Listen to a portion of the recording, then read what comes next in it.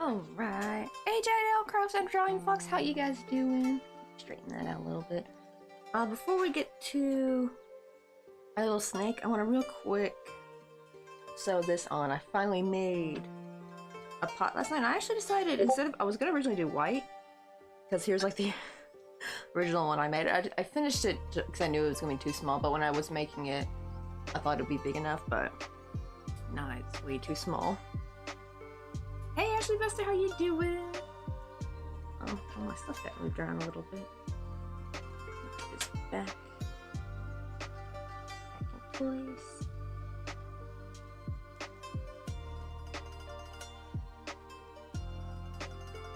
There we go, but this is for my on, and I just need to basically sew it on to the pot, and then I just need to do one more round of single crochet. So I'm going to sew it through the back loops and then crochet again the front loops. Let me do that real quick. I'm hoping, well, it's already too late to go to the post office, but I'm hoping to go to at least the post office on Monday so I can finally send these off. Like, how far are we in? Like, what is today actually? Damn, it's the 17th. Good lord. What is enough yarn to sew it? But we shall see. Oh, you know what? I probably should put some glue in there actually before in sewing it. Let me push that down. Make sure there's like a hole where I can stick the stem through. Or make like a little well, I guess, in all the yarn scraps in there. Where did I put my glue?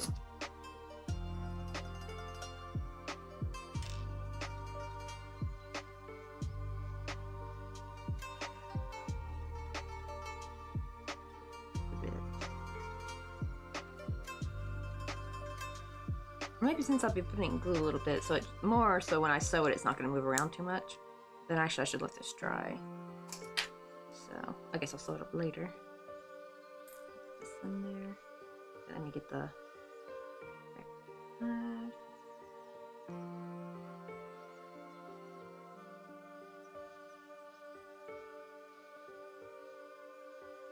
Oh, it's gonna be so pretty though. Hope she loves it. That's my first time making a much bigger flower. And I love this new technique. It's gonna really help make much bigger, larger flowers without having to like do trebles and stuff. Or I should say triple treble. I don't mind doing a treble for a petal. But when you start getting those like really long stitches, it starts to make the petals look meh. This kind of petal you gotta work back and forth on, but you don't have to like keep going around the whole round like some petals do. Make sure it's someplace. This can look so adorable though.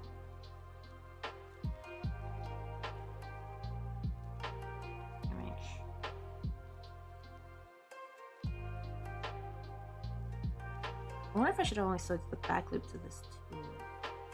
I don't know, which will be better. I don't know, we'll have to see.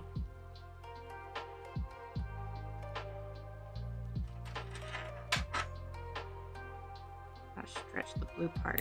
That's what I'm a little bit worried about, is the blue part being, you know, there being a bump there or something.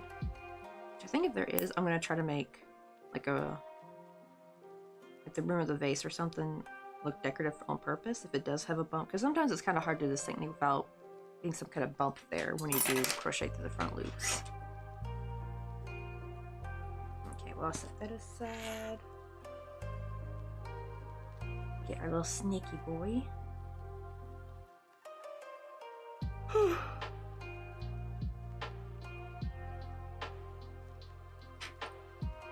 Yeah, we're just crocheting him in white because it's going to literally get covered by the humbook I'm gonna dress him up in.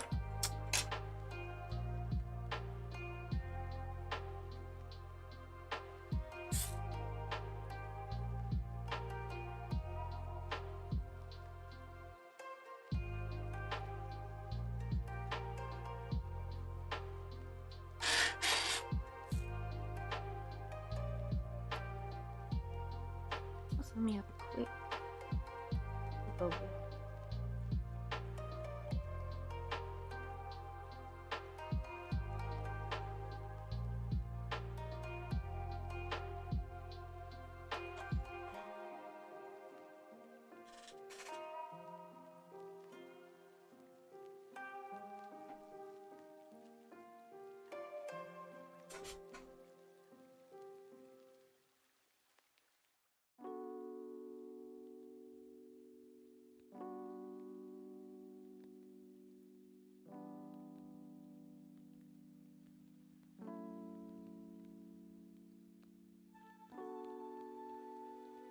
Let's see, at some point though, when I start making his tail, I do need to switch back to green though.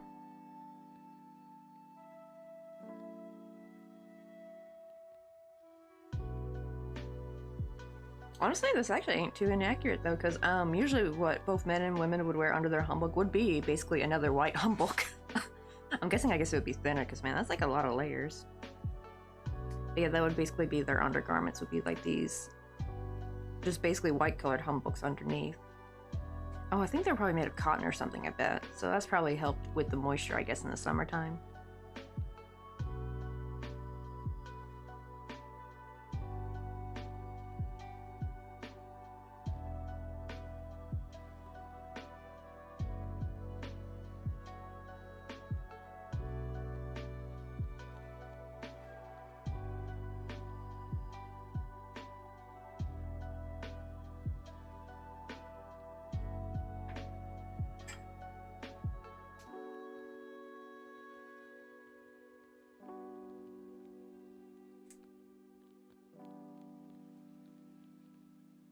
Hey Firestar, how you doing? Oh, also let me show you our progress on... So I finally made a vase for the plum blossom. Look how gorgeous that is. Oh my god, Mom's gonna love this. Last time I made her like a small little cherry blossom pin. But that was before I got better at cherry blossoms. They were cute, but they were like not as cute as like the cherry blossoms you see on the coffee page where I made them with thread. I had made her a cherry blossom pin, and this time I made her a Japanese plum blossom. I was gonna make it a keychain, but I'm like, it's not gonna really work as a keychain. Saw that. Well, let me put it in a vase. Look how adorable this looks. I just need to sew this through the back loops, and I could just need to do one more round through the front loops to kind of cover that. That's how you do that kind of. I learned that technique through a free coffee mug tutorial. I was like, that's how they get it. Because see, before I tried like crocheting the coffee mug and somehow trying to sew it on the inside. I always wondered how in the hell they got it so nice and even. And then I found out their secret. They literally sew it on before finishing the last round. But this one turned out really pretty though. But I'm really glad I finally learned this petal technique. I love that video I found on YouTube. Like, that tutorial is pretty bomb. And it's just so cute. I think a third would have been maybe too much. I was gonna do like a third bud, but well, maybe a smaller one or something would have been nice, but I don't want to mess with it though. And I want to hurry up and go to the post office. It's got a nice weight to it. Sits flat. I got some cardboard on the bottom. So that way it wouldn't like tumble over anything. Maybe bring these back up a little bit. It's more center. I saw it was kind of leaning forward a little bit. It's gonna be so pretty though. It's like, dang it, I need to make me one now. Because most of the stuff I make is used for other people.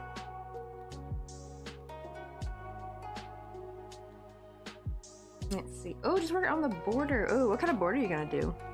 I love when I see blankets with like a scalloped edge border. They're so cute.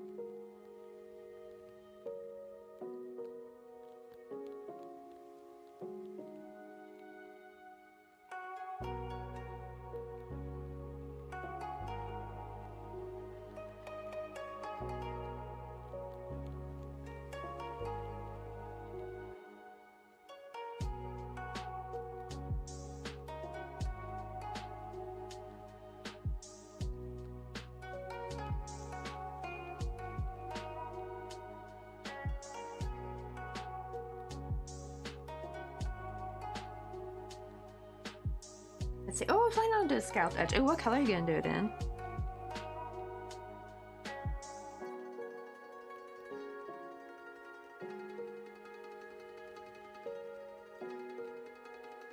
I think that's one of the things I do really like about crochet is like, because I know you can do a scalloped edge in sewing, right? But I would imagine it'd be very annoying. I'm guessing to do a scalloped edge when you sew, but it's so easy in crochet.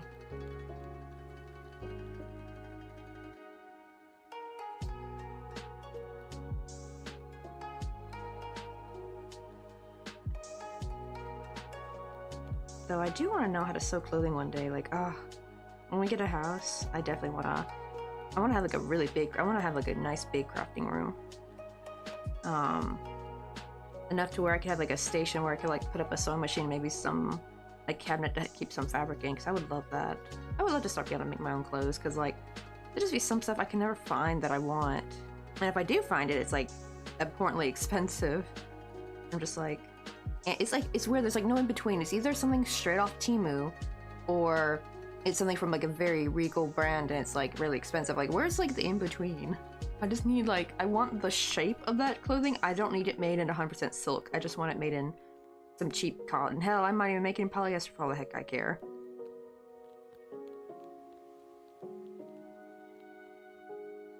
Let's see. Oh, same color as the rest of the blanket. Oh, using a purple gradient yarn. Gradient purples are so pretty though. It's kind of like dusk a little bit. Kind of reminds me of, especially like, I wonder if they have any like dark blue to purple gradient yarns. That'd be kind of pretty.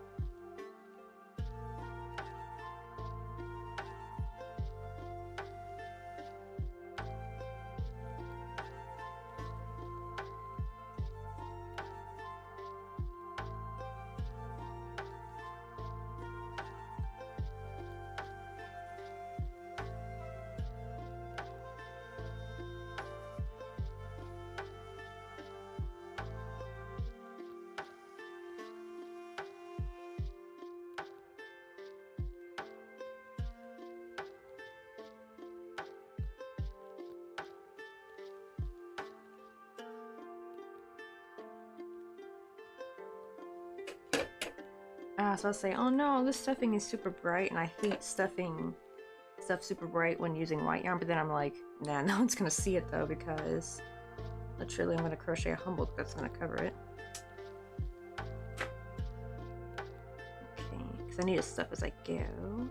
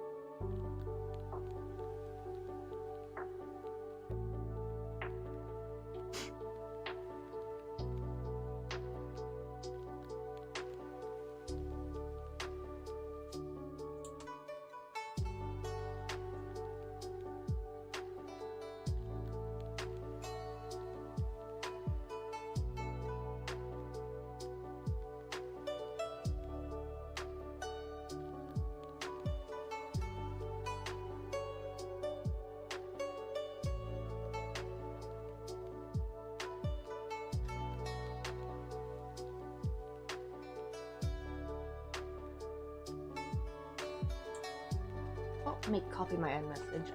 Looks like ads are gonna play in a bit.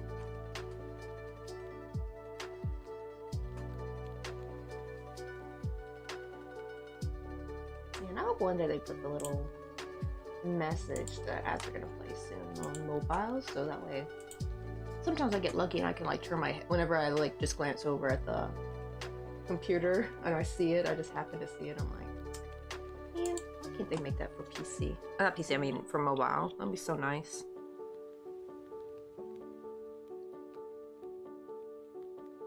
Make my life a lot easier.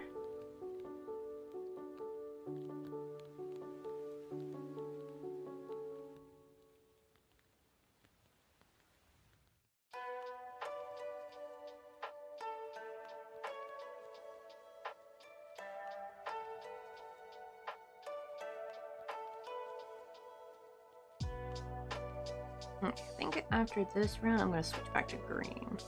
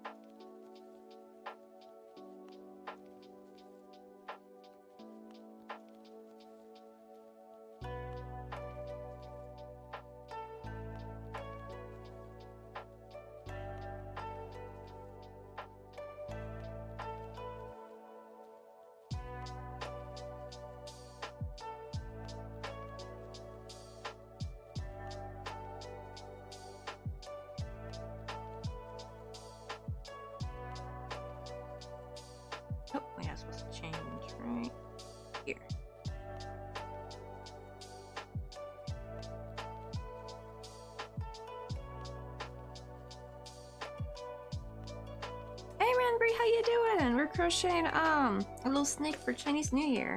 I decided to use white though because I didn't want to waste all my good green. I don't have very much of this color. I think I got like 5 skeins of white milk on, but I think I have 2 now. I used to have only 1, but I'm pretty sure I bought a second one a while back. I'm hoping. I'd be sad if I didn't. Because I love this green. It's so nice. It's finally, because all I had before was like light minty greens and then like green, like a really super saturated green, neon greens, and dark greens, but I didn't have like a good, nice medium light green that wasn't pastel. It's like my first good light, but not quite. I guess I did use it for the pastel Pokemon, but it's light enough. It could be like a weird, I don't know, would it be considered pastel? Like pastel light, not super pastel-y, but not super medium either. They've been pretty good. I'm also almost done with I made a vase lace last night for the Japanese plum blossoms. My goodness, I keep getting them mixed up. We made these plum blossoms on stream, and what do you call it? I finally made a vase last night. This is gonna be a gift for my aunt. I'm still working on their Christmas gifts. Uh-oh, ads are playing. Oh wow, I missed the whole damn thing. It's so early. You guys want to get some coffee or something? Hey, Captain Smooth Brain, how you doing? Damn, 10 months, holy schmoly. Hopefully it should not be stuck in the ad, I think. We did have one person though, they literally, I think that's only for a new sub though. We had somebody who was a new sub and they subbed right in the middle of the ad and they still had to finish and wait for the ad to finish even though they just subbed. But I love how this turned out. This is so cute. I love the technique I learned from that tutorial. There's actually a tutorial on how to make these blossoms. I didn't follow it perfectly because they actually do 6 petals. They make their petals bigger. But I like watched how they did it, and I basically like took that technique. And I was like, okay, let me try to make a 5-petal one. Your girl did not. Well, this one's technically 4 petals because I was trying to make it like a semi-bud, and not quite a bud, but like a bud that's like opening up, kinda. Let's see. Oh, I did that. I just refreshed. Hey, Kip, how you doing? Oh no, you're sick. Oh god, I hope it's not that new virus going around. I'm really worried about them. Like, we better not have a second pandemic, I swear to goodness. Hopefully it's just the regular flu. I like how Fires was like, oh, it has ad blocker. And that's what Mr. Coffee uses too. Actually, doesn't the Brave browser, because I've been using that to watch movie 123 on, because I found out why I could never watch I could never watch movie 123 on my phone. And something about Chrome, at least mobile Chrome, just kind of blocks it. And I finally found I can finally watch all the movies and stuff now on Brave browser, finally. But I think it's supposed to have like a built-in ad blocker, I think, doesn't it?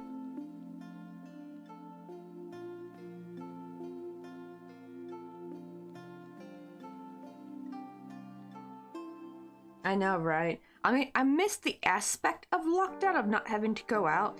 But what I'm worried about though is because my sister's getting married in November, and I'm like, oh no, this is gonna frick everything up. Because like, because of the pandemic, I could not see my family for 4 years. And the problem is, when I finally got to see them back in 2022, there was 2 sisters that were still in college, so they didn't have time to come down and visit. So I actually have not seen those 2 sisters in 6 years. And this would actually mark 7, I think, or 6. It might still mark only 6. I'm not sure. I gotta do the math again, but yeah, I was like, I haven't seen my sisters in so damn long, so that's what I'm worried about. And the damn plane prices. Those things have not really fully recovered. They went down a bit, but not very much. Like pre-pandemic, the plane prices were not that bad. I mean, they were, but not that bad. Like it was like 1,500, 1,700, I think. Also, who's that? We just got a follow. Bells? I hope I'm saying your name right, but thank you very much for the follow. But yeah, now it's like, if you're not careful about what time of year you go, sometimes the flights can be upwards of 4K. For economy, by the way, economy. It's in like a shrimp, like a squashed sardine in a can for some 4K. For paying 4K for a seat. Nah, what used to be like, I think my plane ticket here, when we first moved here, in 2019 was 1,200. Yeah, that was the plane ticket, right? And then during the pandemic and after, they were like $3,000 to $4,000, and they kind of really haven't gone down since. They've gone down a bit if you go during like maybe spring or or early fall. Don't go near like Chuseok though. Like it doesn't matter if you're not even a Korean person, because like if you try traveling to a Korean at any Korean airport, like the tickets, even if you're going to the States, it's gonna be wild. Because Chuseok is like their thing. I mean, to be fair, America does the same damn thing with Thanksgiving, right? Someone's trying to leave the country to go somewhere else, but if it's Thanksgiving, them plane prices gonna be expensive. And yes, and unfortunately, Chuseok is October this year, which doesn't matter because like my sister's wedding was originally gonna be in October, but the venue didn't have space, so they booked it for November. Just poor Mr. Coffee's ticket's probably gonna be expensive as heck. Well, maybe he's gonna try to go the week before, so hopefully they don't start surcharging, I guess, the week before. I don't know how they do it. What do you call it? I'm hoping they won't. We are gonna be leaving though, so I don't know if us leaving right before Thanksgiving is gonna affect the price of the tickets. Hope not, but I'm gonna come pretty early though. I'm thinking like November 4th, I think, because I want to be there 2 weeks before the wedding.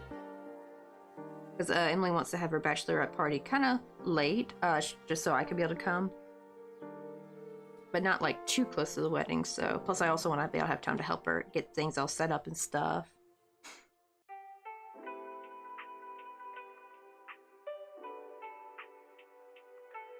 Please, no more pandemic. I do miss the kind of lockdown thing though. That was kind of nice. Well, I mean, Korea didn't really have a much. They didn't really have a serious lockdown though. I think they had like a very brief lockdown, but it didn't last very long. Because like after that, they're just like, okay, as long as you take your temperature. We were able to still go to grocery stores, restaurants, and stuff. We were still able to eat out for the majority of the like right in the midst of the pandemic, where everyone was having lockdowns and couldn't go outside. We were able to go out and eat. Now I don't know if that's the same for Seoul, but for Wonju, which was a city outside of Seoul, it was fine. I don't know about Busan though, because Busan's a pretty big city, so I don't know if they'll be more strict here, possibly. Like, you never heard of a bachelorette party? It's same as a bachelor party. It's like the party they have, like where they get their friends, basically the bride and the bridesmaids and the maid of honor get together and have like a little party before getting hitched. Same thing for the guys, like him and his groomsmen, which are usually just his best friends, right? They get together and just like they don't always have to go out drinking. I think that's the main thing you see though in movies. It's like they go out drinking and all that stuff. I will not be drinking no alcohol though, because your girl has gastritis, and yeah, I would like to be able to enjoy the party. I like how she's like, what's a friend? Honestly, actually, if you think about it, like for Emily, I don't know if she's got any friends coming to it. I know it's gonna be us as girls, like all us sisters all together. So it'd be funny if there's actually no actual friends there and just only sisters. But I've been pretty good, Cabin Smooth Brain. What do you call it?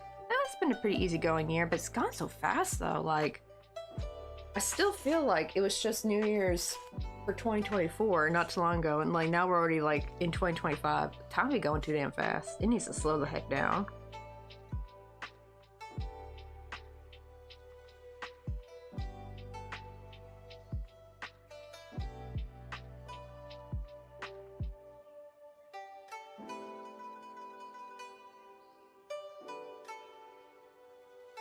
And I'll be like, I want to go to a bachelorette party.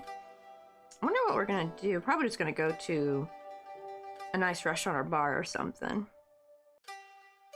Hopefully, as long as that bar just serves soda, I'll be happy as a clam. I can, and if people are like, why are you not drinking? I'll be like, I'm the designated driver, and they'll shut up. Cause yeah, it's so bad here in Korea. Like, it was really bad. Like, even when I would tell them I don't like to drink, like back when Mr. Coffee worked at the Hagwon, they would almost seem like offended when I say like, oh, I don't drink. It's like, it's so bizarre. Even when I try to tell them like, oh, I have some health issues, I can't really drink, and they want you to elaborate because like they think you're bullshitting them. It's like, bro, I just don't want to freaking drink, okay? Besides, I don't want to like lose my shit, because like literally the owner would get sloppy drunk, and that girl, we had to babysit her, but like she'd be dropping her iPhone and her wallet constantly. Like, if that girl tried going home alone, she'd be home without her phone and damn wallet. If she even made it home, good lord. I'm like, I could never get myself that drunk. I don't want to be that drunk. But if I didn't have to worry about losing anything, then sure, I'd let myself maybe get that drunk, but like, ugh. Not when you got valuables on you and stuff, because like, even though, yeah, in Korea, thankfully it's, what do you call it, you can usually get your phone replaced easily or whatever, like no one's gonna really steal your wallet. But I'd be sad losing a phone though, because you know, we got pictures on there and stuff that you just can't get back. That's what I'm more worried about, is the stuff that's irreplaceable.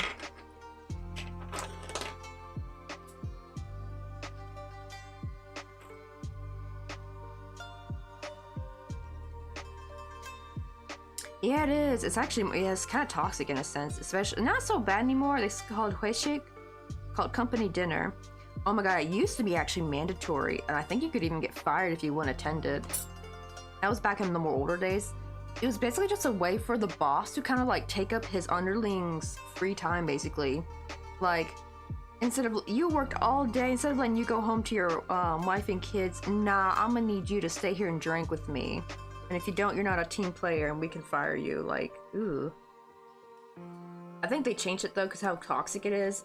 Basically, it was a way for the boss to like kind of force the underling men to kind of like serve him, because you had to pour the boss drinks, right? You had to do it in a certain way too. It's kind of like have his underlings serve him and stuff, and then him hit on the young female workers, you know, get them all uncomfortable and shit, be like touchy. It was pretty damn toxic. Thankfully, Mr. Coffee's next round does pretty good with Hueshik. They don't go too crazy, and it's more like fun, like how it should be.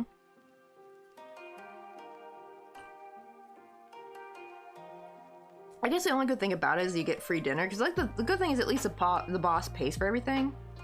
He pays for the dinner, the drinks, the karaoke, and all that. It's just the problem is when the boss gets drunk, you see too many times, and like, I even asked Mr. Coffee if that's true, like if a lot of bosses were like, they did get handsy with the female workers. He's like, yeah. It was pretty bad.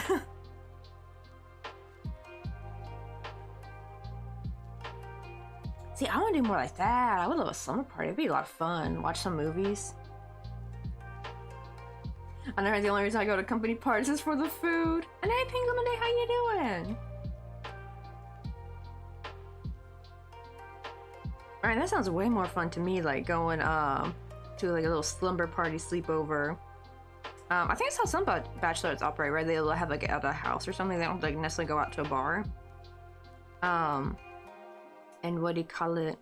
You know, just eat junk food, watch movies all night. Shoot, I forgot how many stitches this is. But you know what? I'm not really going off by anything, so I guess I'll just decrease by however many numbers I want to. I don't feel like counting today.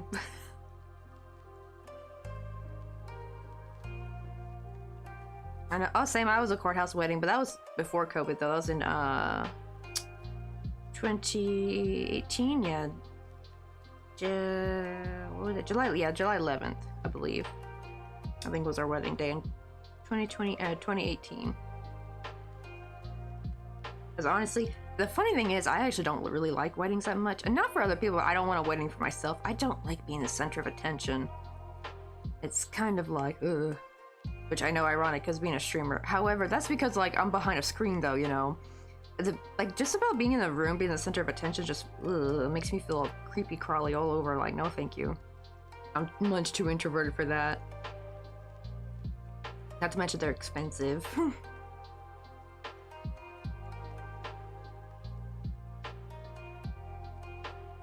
Let's see. Oh, I don't go to the parties thrown by the trap I work for. I have a hard time keeping my opinions to myself, and some of the upper tribal members have thick skin. Have thin skin. Oh. Right, yeah, because basically it's kind of like, with Hueshik, it's kind of like you have to like uplift the boss and shit. Like, yeah, bro, you're such a good boss. Oh, yeah, you're amazing, boss. Like, it's kind of like that a little bit. At least olden days, not anymore. But it was really bad in like the 80s and 90s and early 2000s. Hueshik culture was hella toxic. Apparently it's the same thing in Japan. They have a similar culture, so I'm wondering who... You know, it always makes me sad. It's a little bit, because I'm like, you know how like Japan doesn't really, like, or Korea doesn't really like Japan very much, right? Yet here they are.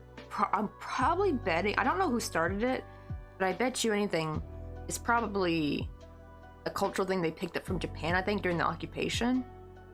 So like, here's this thing that Japan had made, like this is part of their culture, they probably had that first, and here you are, perpetuating this toxic work culture thing, but yet y'all rag on how much you hate Japan. And it's like, then drop the toxic culture thing. Oh, time for dinner. Let's go.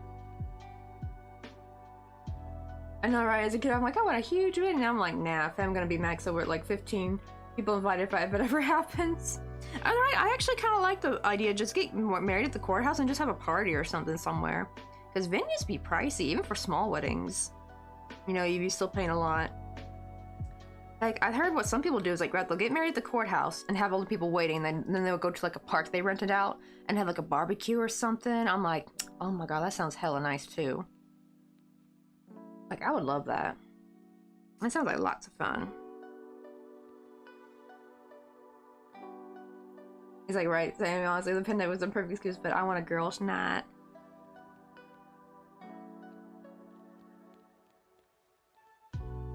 Yeah, I heard people do that too, right? Also love the Isn't that the balloon dog, I think? It's shaking its tail. But my brother and his wife spent all the money that would have gone to a wedding celebration to a bombastic honeymoon. Like, honestly, that or like a house or something, or sometimes both. Like, they'll like put some into a house and put the rest into a really cool honeymoon. It's so sad too, because I've heard so many Reddit stories where the parents who are pissed their kids don't want to have a wedding, and so they want to have like a nicer honeymoon. And the parents will be like, "You're being so selfish. Wedding's about the family. It's not about you. It's not your day." And I'm like, what? Isn't that literally what society has been telling everybody? Like, to the bride, like, it's your day, it's your big day. But then to the parents, like, no, it's not your day, it's for family. It's like, what the heck? It's like, sorry, we don't want to pay for Uncle Joe to get smashed drunk at the wedding and cause chaos and havoc. You know? Hey, Trinity, how you doing? I know, right? It's about like the bride and the groom. I hate parents that like, yeah, cause there's like Reddit stories where people were like, couples were like, you know what? They don't really want a wedding, and they're like, oh, they would rather put that money towards a really, you know, like a big honeymoon, right? Like to go to Italy or something, right? Something very expensive. And the parents would be like, no, you're being selfish. Oh, also, what color would you like, Captain Smoothbrain? We got 3 flavors. I finally got the red ones. So we got green apple, plum, and this is like the Ramune soda flavor.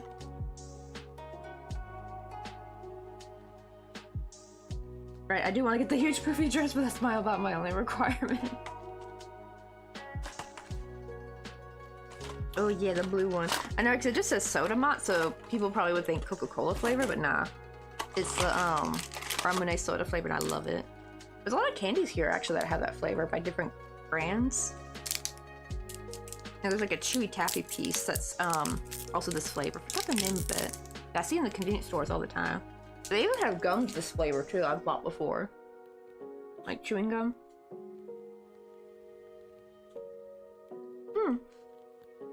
Alright, gosh, like Trinity, we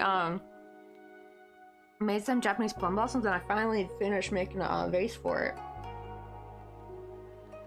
I just gotta sew this down. But oh my god, this is a new technique for flowers, and it's really making it pop. But this is gonna be for my aunt, though. It's so pretty. I need to make one for myself.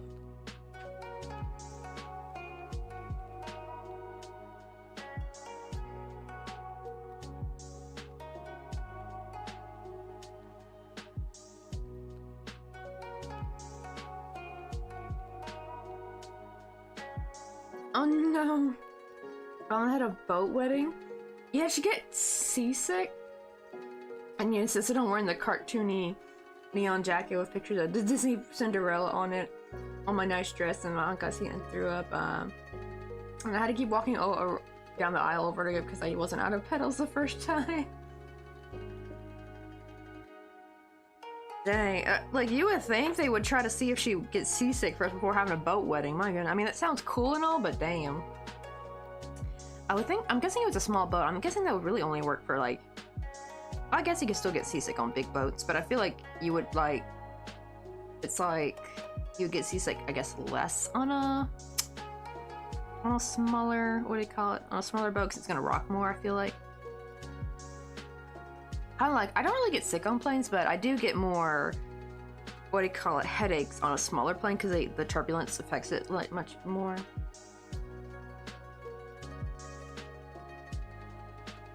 Ooh, really? Oh, is he the one who won the boat wedding? Are they still together? Yeesh. Well, marriage rates be going down anyway, so hopefully women are becoming smarter not to marry men that are horrible. What was it? Somebody said, like, leave the Dusties behind, let's marry only the good men, kind of thing. I just hate when the podcast rows be like a good man is like they're what, 6 feet alpha man, bro, they talk about. Like, no, that's not what us women deem as a good man. We're talking about actually good, like has morals and shit, you know. But the podcast bros be like, no, I can't hear you, blah blah blah. Like they be putting their damn fingers in their ear. When women actually try describing what a real good, like an actual good man is, they'd be like, no, we can't hear you. It's just like, ugh.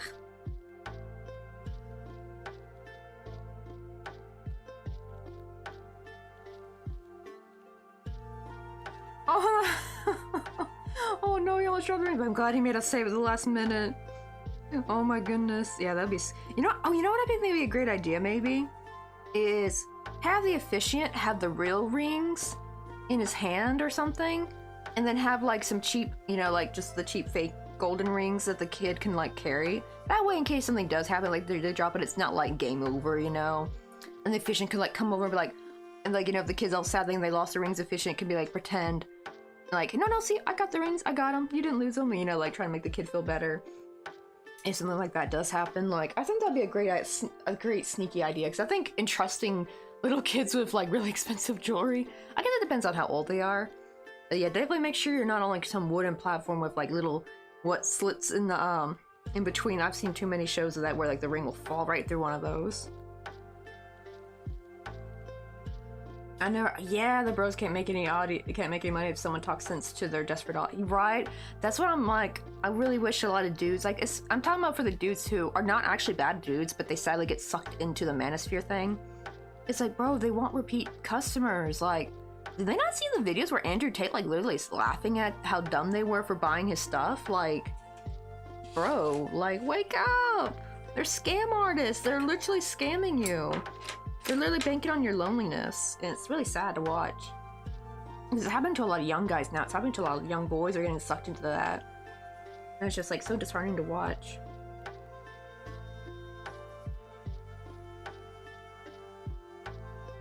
Oh no, oh, work with two, oh, she's probably what you call, is she like what you call a married single mother? I bet you. Oh, and he's just trump her. Oh man, like, here's the thing. I don't know how unhappy she is, but like, if she actually wants a divorce, she needs to get at that shit now. Because, you know, Trump wants to get rid of no-fault divorce. Like, she needs to get out now. She needs to get out right now. Like, like yesterday, actually. Because, like, isn't the dude about to get inaugurated or something? Right, yeah, their sweethearts like, oh no, exactly right. He's gonna twist them. Man, she gotta get out now, though. That's why I feel bad. Like, I really wish a lot of women would hurry and wake up. Granted, I know it's not that easy, especially if you're, like, financially fricked, you know? But, honestly, better get out now, because, like, they're gonna try to get rid of no-fault. Granted, I don't know how quickly they're gonna get rid of it, so maybe she can still maybe get a no divorce. Didn't they? I don't know if they passed it yet. Wouldn't they try to do something where pregnant women can't get a divorce or something? Like, if you're in the middle of your pregnancy, apparently you can't ask your husband for a divorce. Is that true, or is that, like, what they plan on doing? I remember hearing something about that. Oh, okay, then, yeah, there's no saving her. She's lost in the sauce. It's that damn religion, I tell ya. Some of the biggest pick-me's you'll meet will be the religious pick-me's. That's why I'm so glad I did not sink into the cult that is organized religion. Like, nah. Like, I was able to see the writing on the wall as a kid, how stupid this stuff was. And by the way, I'm not saying like how like God is stupid, nothing like that. I'm actually quite agnostic, so I still believe in a little something.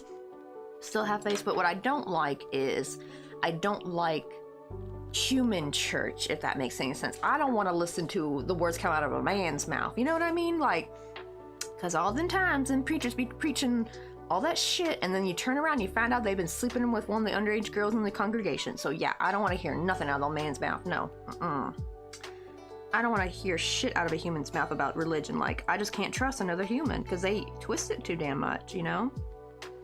They really do.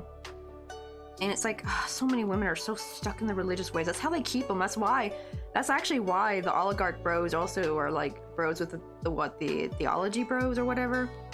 Is because that's how they keep people, not just women, but people in general in control. Is with religion. That's why they're like panicking a little bit that religion's on the, you know, going down.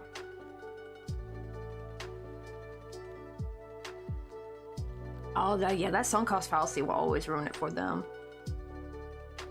I know, I hate that. It's like, I wish they would wake up to it. Like, no, it's not worth it. Because, you know, another 10 years, and you're going to be even a worse situation than you were before. And you're going to get older, you're not going to get any younger.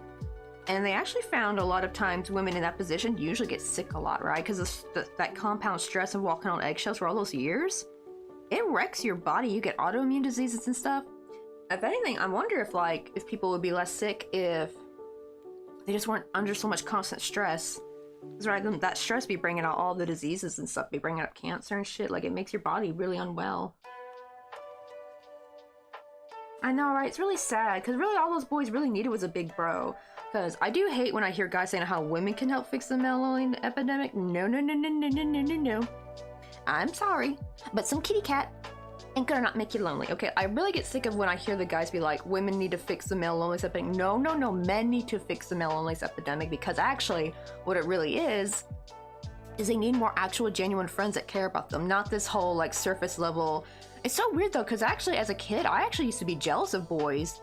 Like, maybe this is only the friendship with actually like good men maybe that I'm jealous of, because like, you know, like that camaraderie that boys would have, right? Like, where they're just like the best of, but they're like friends for lifetime kind of thing. I used to be so jealous of that because, like, especially growing up in the 2000s, it was all about the mean girl and like girls being catty and fighting with each other and like fake best friends or something, you know, where they secretly hate each other or whatever, compete with each other. Like, that was my experience growing up with a lot of, I know not a lot of girls are like that, thank goodness. It's just like they try to portray that though. So I used to be jealous of like the friendships males and boys had, you know. And then it turned out that actually they're quite cruel to each other. Not all the time. I think when you have like a friendship of good men with a friendship, it's really sweet and wholesome, right? When you see it. Like the dads that get together that were like friends since they were little kids and they go out fishing together with their kids. It's like really sweet to see, like they're actually genuine friends. But then when you see like some friendships of men, they're like really toxic to each other. They're like, you know, they kind of dog each other out, you know, like they're not really nice to them. And it's just like, I think that's like the friendship for a lot of, I guess, guys. And it's just like, ugh. But I hate when I hear like them dusty dudes be like, women need to fix the loneliness. I'm like, no. Kitty cat not gonna help that. Getting some kitty cat is not gonna fix your loneliness, my dude. You need some actual genuine friends. Male friends, to be exact.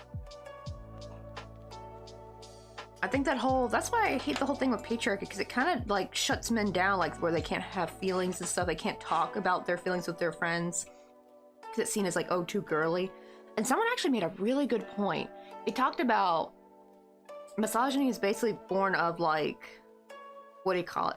Men not just wanting to be seen as feminine or like girly or something. You know what I mean? Like anything that's taught how to be a man is everything like how to taught to be a man is everything how not to be a woman or a girl, right? Like having feelings. No, you can't have that. Too girly, right? It's so weird. Oh no! Yeah, I don't do it to other men anymore. I'm uninstalled the male friend DLC. I'm pretty sure there's some dudes out there, because yeah, that's the thing, is like more dudes need to get together and have feel stronger friendships, because you know, like, and it turns out it's women are the ones that are like really better at making community. I do think I have seen good men that, like, you know, men with actually good morals. When they can find other men with good morals, they actually do seem to make some pretty strong friendships, thankfully. And sometimes it'd be like I consider them the manliest of men, even if they don't look the stereotypical manly man. Like, I consider that hella manly, you know? Exactly right. It's like you have that tough, yeah, like you're right, you guys are the tough guys, but have that sweetness amongst us, and right, I have a true love to help with my buds. See, that's like a good, genuine friendship right there. We need to teach men on how to make more friends like that. Then they would actually, that's why a lot of women nowadays are like, you know what, I'm fine being single. I don't need a romantic relationship, because they have so many people in their lives already. They have their family, they have their friends. I think that's why, because you always hear about how some dudes will like, they don't even like their girlfriend, right? Or their wife. But they don't want to leave her either because she's like just convenient. It's like, why? It's because apparently they would be alone and they don't want to be alone. It's like, we need to teach men on how to cultivate, you know, friendships and community and stuff. Because, I mean, to be fair, they've been it's kind of been programmed out of them, you know? It's like literally been beaten out of them from society over the years. And I think it was just part of like the rich man's way of controlling the population, you know, controlling the masses. You know, they're like, just all icky, you know?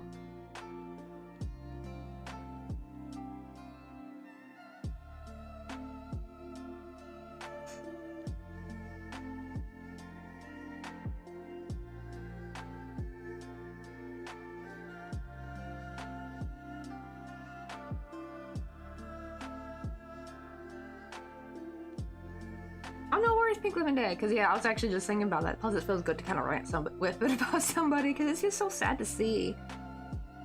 I was really sad, like, when, you know, the Nick Fuentes guy came out, and you see a bunch of young boys touting the "your body, my choice" crap. Like, it was just really disheartening to see, too. Yeah, exactly. Like, I don't like the men are trash their statement either, because they don't want to throw the good men under the bus either. You know?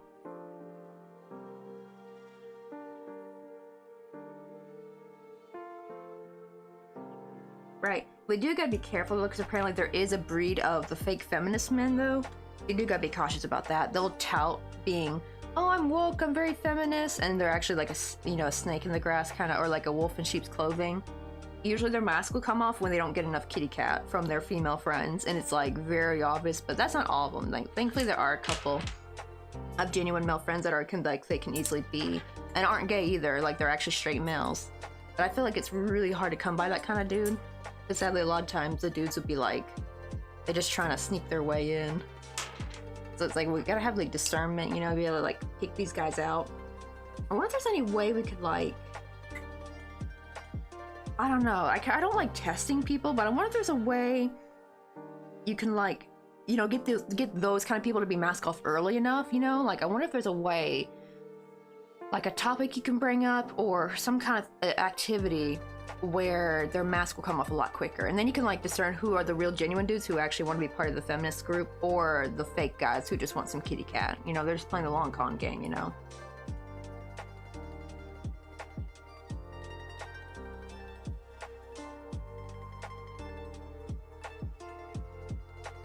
That is true, yeah. It's like, right, I feel like if the men are trash makes you angry, you might be trash. Kind of like with remember the women choosing the bear thing? Remember how crazy all them guys got?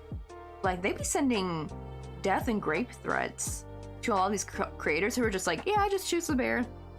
You know, it's just like, and it's like, bro, you're kind of proving their damn point with with how you're acting right now. And like thankfully there were some good guys, but like, heck yeah, I would choose the bear too. You know, and here's the weird thing, because my dad is, what do you call it?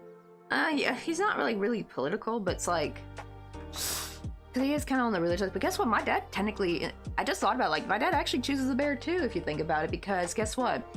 We don't have no big predators where we go hiking at, because like in West Tennessee, there's like we don't got no bears, we ain't got no mountain lions, nothing like that. We just got a bunch of deer. But guess what? My dad brings a pistol when we go hiking. You know why? That pistol ain't for the animals. That's for the other humans. He don't trust them. He don't trust other people out there. Granted, it's probably because we're close to Memphis, because apparently a lot of drug deals be going down in that forest for a while. I think not so much anymore. It was getting bad for a bit, but thankfully they started running some events at the forest where they actually, thankfully, more people started coming, so less incidents of that were happening. But yeah, it was getting kind of dangerous to go hiking for a while. And it sucks too, because we would go hiking there for years. But yeah, I did not know, but apparently the entire time we went hiking as little kids, I had no idea my dad had a pistol in his backpack. Because he didn't trust them other humans. He didn't trust other men, hell, even other women. Have you ever ran into a crazy old woman on a trail? They can be just as scary. You know? And I often worry women around me see like that. Yeah, it just sucked though. That's why I like to have discernment, you know, like, you kind of have to like not like paint everyone with the same brush, but you gotta be cautious, basically. You know what I mean? You gotta have your wits about you, but don't be like painting everybody with the same brush. I know, right? Yeah. Well, I honestly think they're just all narcs, really, for the people who act like that. Because I think that's what I kind of hate when I do see some feminist groups are trying to teach these men, right? And I'm not saying all men, I'm talking about this particular group of men who think like this. I'm like, you kind of can't teach empathy to a narc. You really can't. They're just not born with it. They're not gonna. Their little brains are not gonna produce it. They are a lost cause. That's why I like this new wave of feminism that's just like, it's actually very big in the black community too. I'm like, honestly, the black feminists be like spitting straight facts. It's just leave them alone. Don't bother them. Don't try to change them. Just leave them alone. Don't interact with them. Don't talk with them. Now, granted, that could be hard because, like, you know, if they try to get up in your face or anything, but it's best, like, just avoid these people as best as possible. Like, don't argue with them online. Don't give them any attention. And I'm like, oh my god, they're basically gray rocking at them. And if they're narcissists, then actually that would probably work. That's like one of the best tactics you can use against a narcissist is gray rocking. And that's basically, I like that idea because then you're not like getting up in someone's face. You're not insulting them. You're not yelling at them. You're not really doing anything that can actually elicit anger in a sense. You know, even if your actions are justified, it's more like you kind of have like the higher ground in a sense. Like, you know, it's just like, you know what? I'm not going to waste my energy on you. And you just walk away. I love that, actually. And so now it's like, what a lot of these groups do is they'll actually like, they'll even like, even Bourbon Bougie will say like, don't even interact with these, don't even comment back to these men in the comments, just like, report them, block them, you know? That way they can like scream into the void all they want, like type away, they could be little keyboard words and type all they want, you know? Because honestly, even when you give them bad energy, like, you know, like, or like negative energy, it's still feeding them, they're like energy vampires. So don't give those kind of people energy, just like ignore them.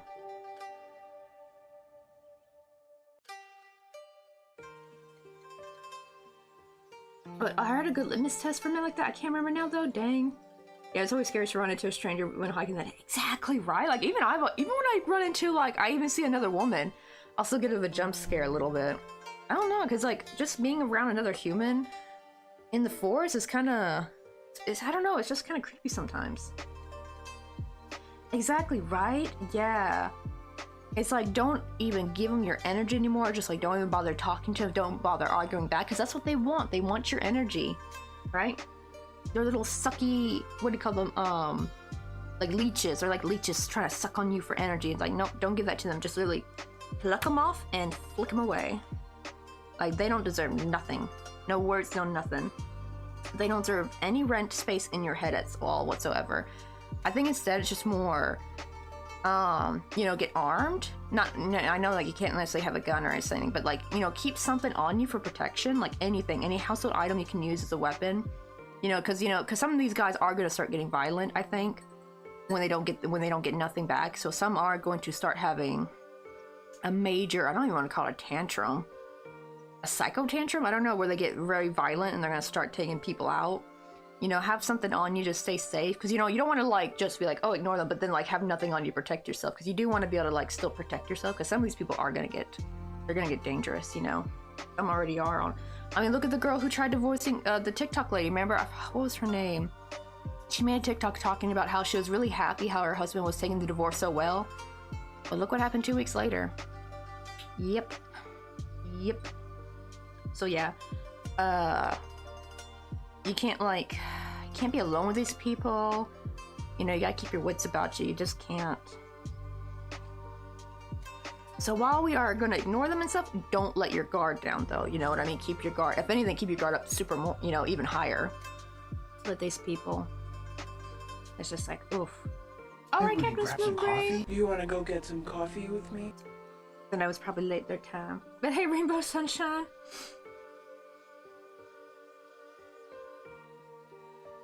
I know, right? Yeah, it's really never that serious. It's like people are just miserable and crazy. On your back, we're finally getting some progress on our little snake. Let's see. I just need to make him a little bit longer. I'm kind of decreasing a little bit as I go. But I don't want to decrease too quick because I'm trying to make the tail, so I need to make him a little bit longer. But yeah, I think that should be the new energy. is protecting your own peace, ignoring these people, but also keeping your wits about you. Keeping your guard up. Have social. Have spatial awareness. When you go places, like kind of try to keep an eye on things of what's going on. Try to watch people's behavior. And try to stay safe, because like after this election, we saw how they got emboldened, right? How like it's so weird. It's like, so sickening to watch how like giddy they were with hate. It's like, it's just like nauseating to watch. It makes me nervous to go back to the States. At least I'm over here in Korea, safe away from all that mess. But I still got to go back in 2 years, which I don't know what kind of America I'm gonna be coming back to, unfortunately. But we're doing pretty good. We're crocheting a little snake for Chinese New Year. And I also recently, we were working on plum blossoms, and I finally got a vase done and started. Now I just got sewed on here and then finished the last round of the vase. Uh-oh. Wait, hold on. Someone's at the door. Oh shit. They're supposed to come later. Hold on. Let me put you guys in BRB.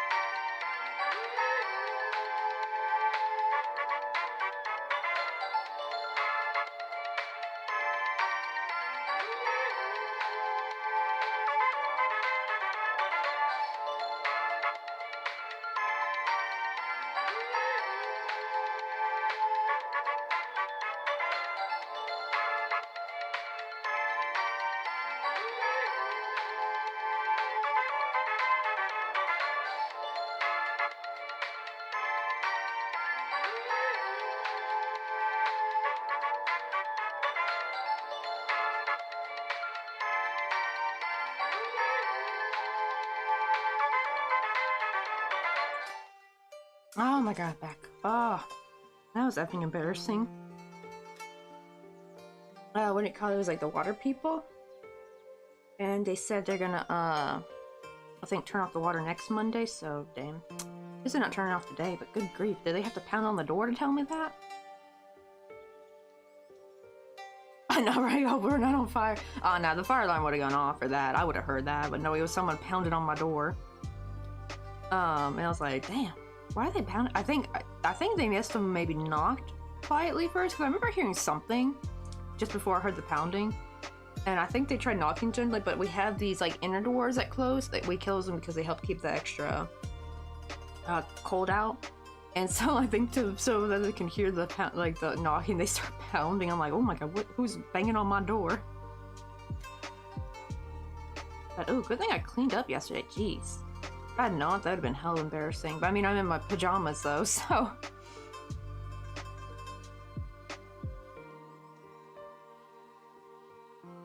I know. I know, I can't help thinking after last airbender. Oh my god, right, the water benders. I think it's because we already had the gas people come by just the other week. It's like, oh my god, why they be all coming in like at short notice? Can't they like give me a heads up? I really wish these people would text, hey, we're coming by in an hour or 30 minutes. But I guess they just can't be bothered.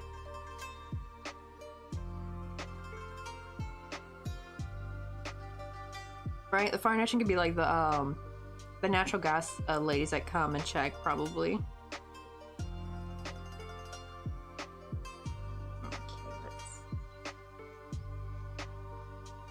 Okay, oh, he's looking. I should have put some pipe cleaner in there or something. We can vent. You know, should I? Anyway, I should put pipe cleaner in here. Maybe I should. Hold on, let me take out all his stuffing. That would honestly make things a lot easier.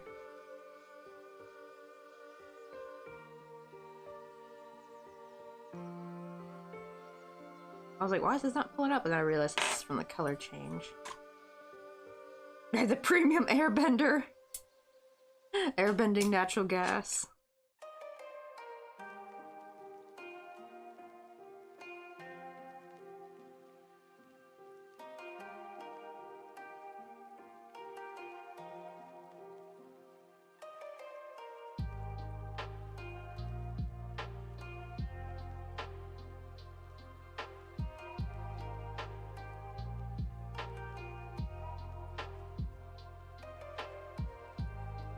I think that's most of it is out.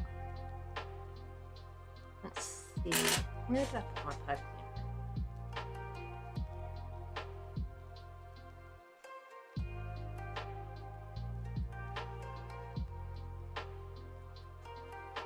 cleaner? Oh, here they are.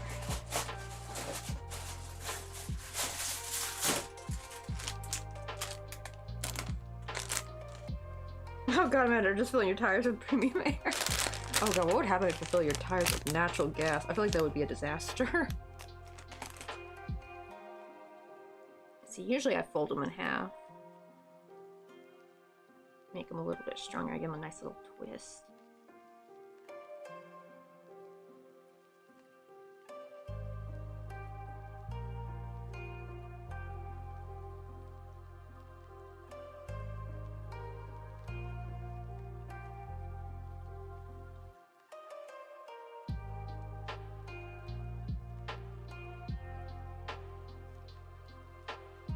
Is that right? Worked for Heisenberg? Well, that was hydrogen.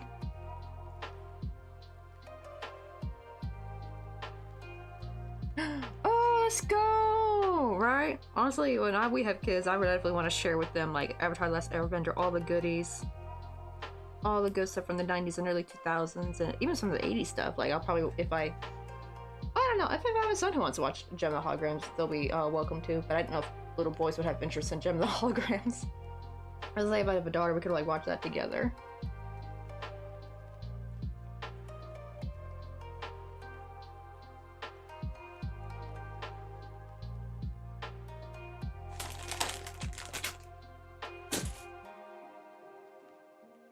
Let's see.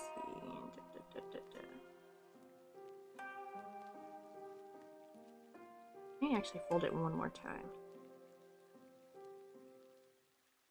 Or wait, no, let me get one more pipe cleaner. Hold on. Oh god, right. Yeah, make them sound way before time. Yo, that movie made me cry as a kid. I will say, after the first one, though, I loved Land Before Time, because, like, it was much more happy and light, more, lighthearted for the other ones, but yeah, that first one was dark. That first one made me cry as a kid. Oh yeah, Studio Ghibli. Right, I gotta watch My Neighbor Totoro, I gotta watch Spirited Away. I need to see if they have Ponyo on Netflix. Thankfully, it seems like we got most Studio Ghiblis on Netflix here in Korea. I heard American Netflix doesn't have it, but thankfully Korean does. Oh god, yeah, my mom, I think, tried to have us watch Last Unicorn. I don't think I watched it all the way through. I remember my mom would say, like, how sad it was, though. I did watch, I did cry about the horse, though, from, Neverending Story, though. That poor damn horse.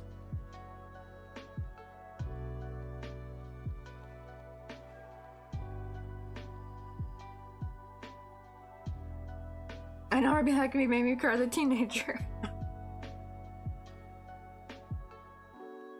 Yeah, that too, actually. I didn't even know that as a kid.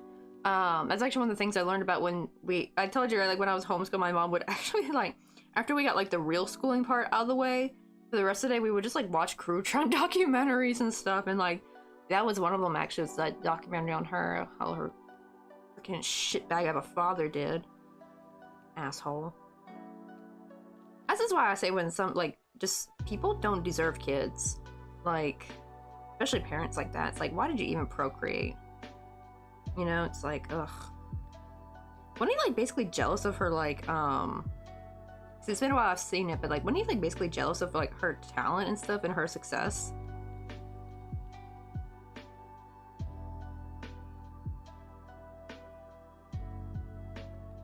Ah, shoot, I accidentally frogged. Oopsie.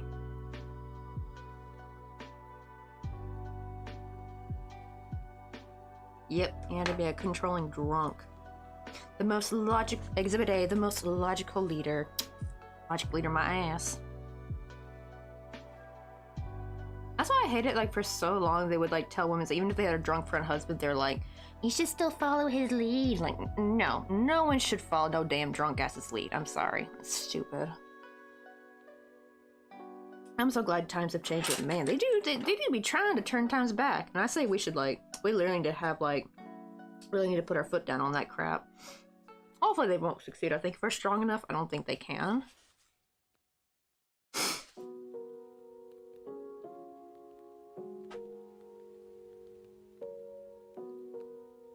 Okay, let's see. I need to get some, there's like a pocket though. I need to stuff this a bit more.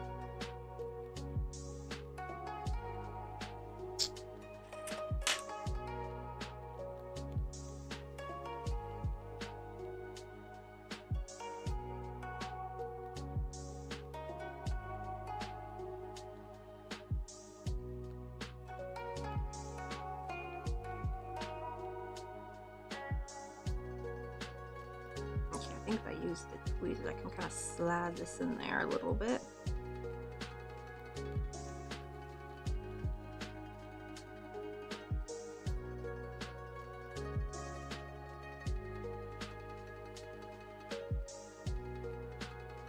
That's not a problem with using pipe cleaner. It can be kind of hard to stuff properly. It look kind of lumpy. Don't really look that great.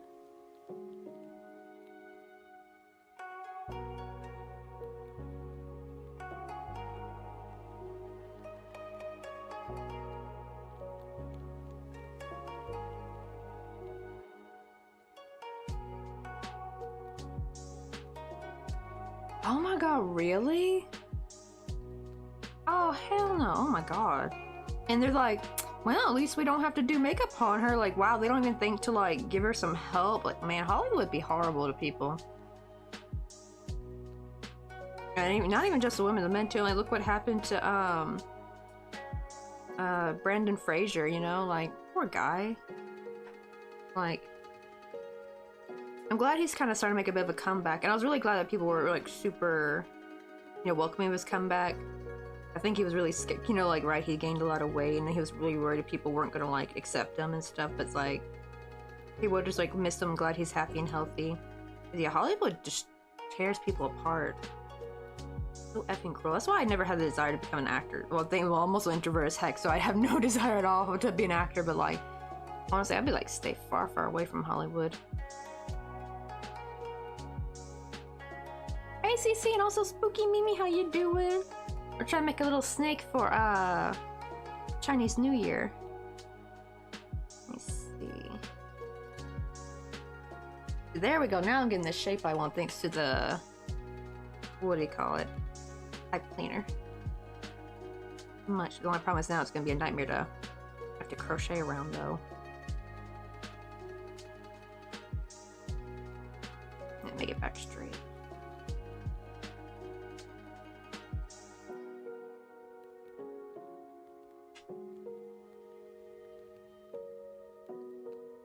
Get nothing to go anymore. I feel like there's like, okay, there was like a gap right there.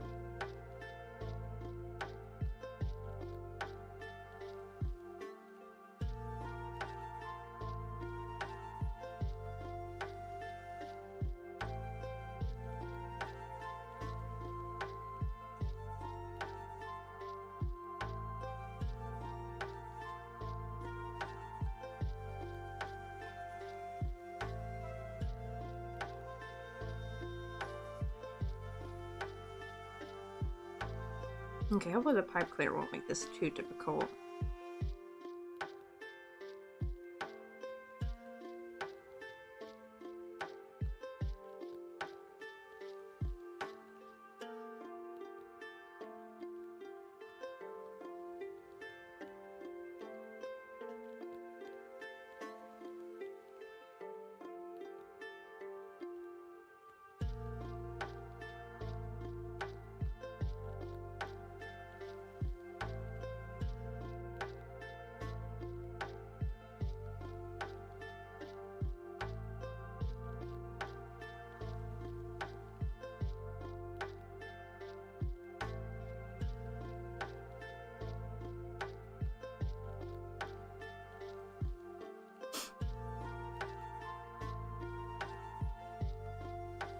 Oh, wait, there's a... Yeah, right there. Let me see if I can stuff that real quick before I make it too long.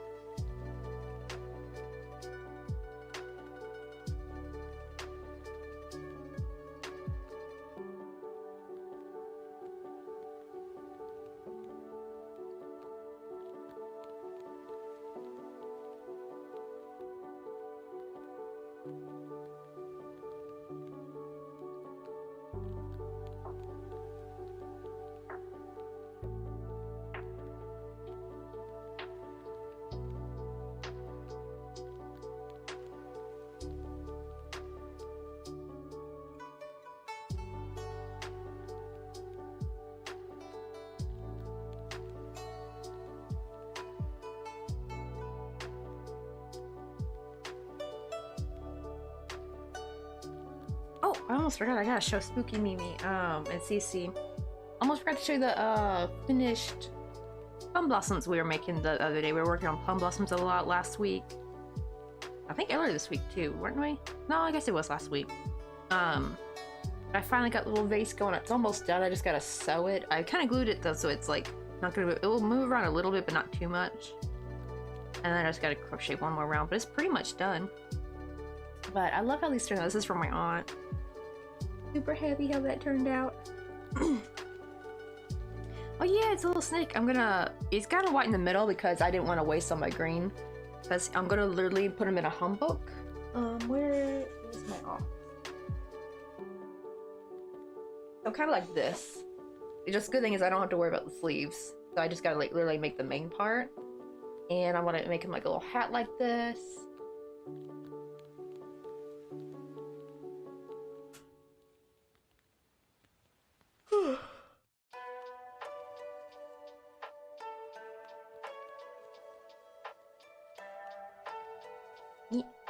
And then he's gonna be so cute. And this pipe cleaner gonna help get the shape, or like help him like fit the way I want him to. Probably, let's see. Probably gonna make him like maybe this long, I think.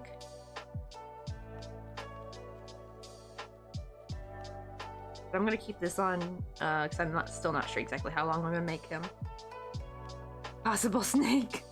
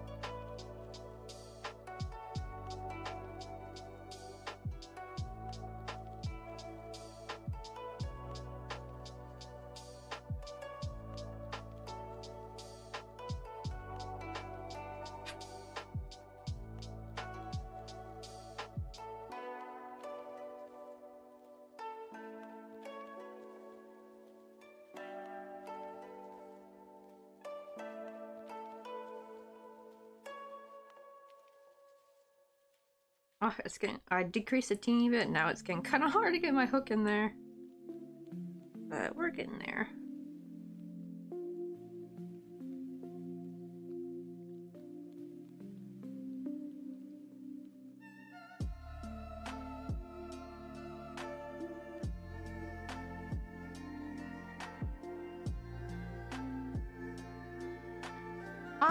I didn't put wire in the beginning, so that's why you see his neck not bending that great, unfortunately. I did do a little bit of like where you like, I increase here, and then I decrease here to help make the curve though, or else it would have been just like straight like that. I was trying to do the whole snake like that, but yeah, when it came to the body, it's like, yeah, I'm just gonna need some dang pipe cleaner. I can feel it here. It looks like the pipe cleaner goes right here. There we go. But yeah, this part's gonna get covered anyway because I have these back loops here. Oh no, these front loops here because I worked in the back loop. So I'm gonna join the blue color there for his little humbook.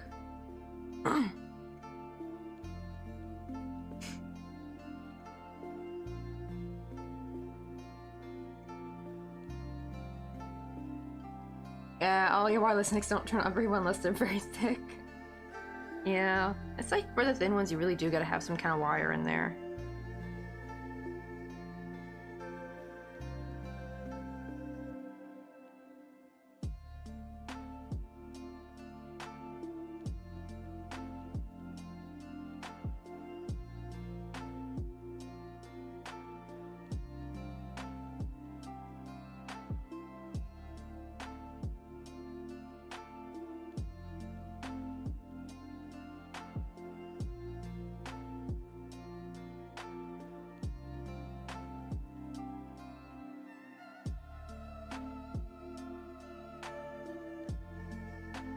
Let's see.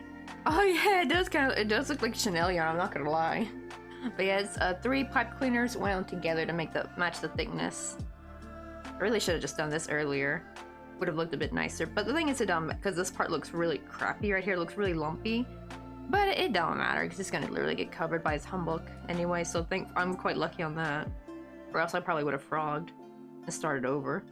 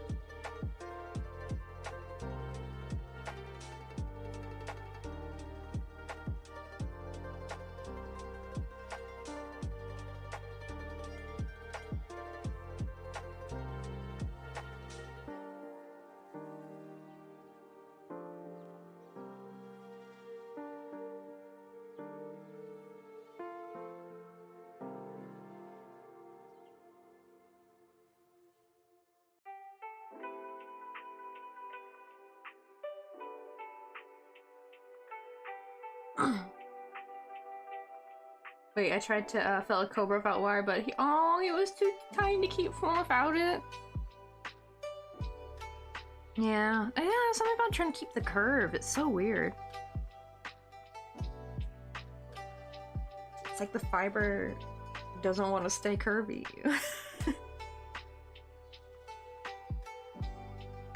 Even when I make inner tubes, like the only way to get like a perfectly round inner tube, is to kind of do like a crochet donut. But there's another type of inner tube where you just crochet a long tube and then you like sew it at the center. And usually they only look good when you stuff it with pipe cleaner. Like it won't stay the round shape unless you do. But they're really cute inner tubes though. Because sometimes donut shaped inner tubes are usually they're like the big fat inner tubes. But if you want like the little thin ring ones, you have to do like that other technique. But you need pipe cleaner to kind of make it look right though.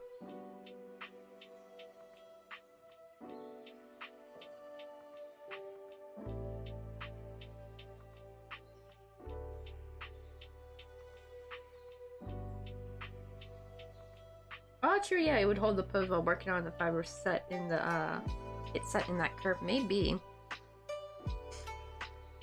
Probably won't work for crochet though, but maybe it'll work for, the, what do you call it? Felting, oh my goodness. Like, streamer, I swear to God, streamer brain. It's like, I'll forget the word for something I know. So frustrating. This is gonna be tricky trying to add more color on.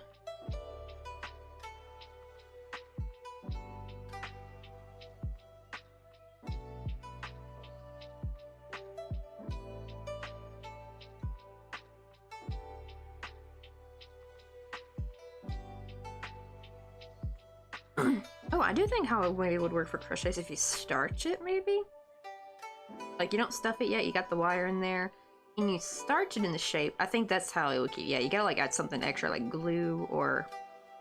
what I do is I add fabric glue and water, and that's how I starch my crochet. So that probably would help keep the shape, like you gotta like basically harden it, and then you can stuff it. You'll probably have to stuff it very gently though.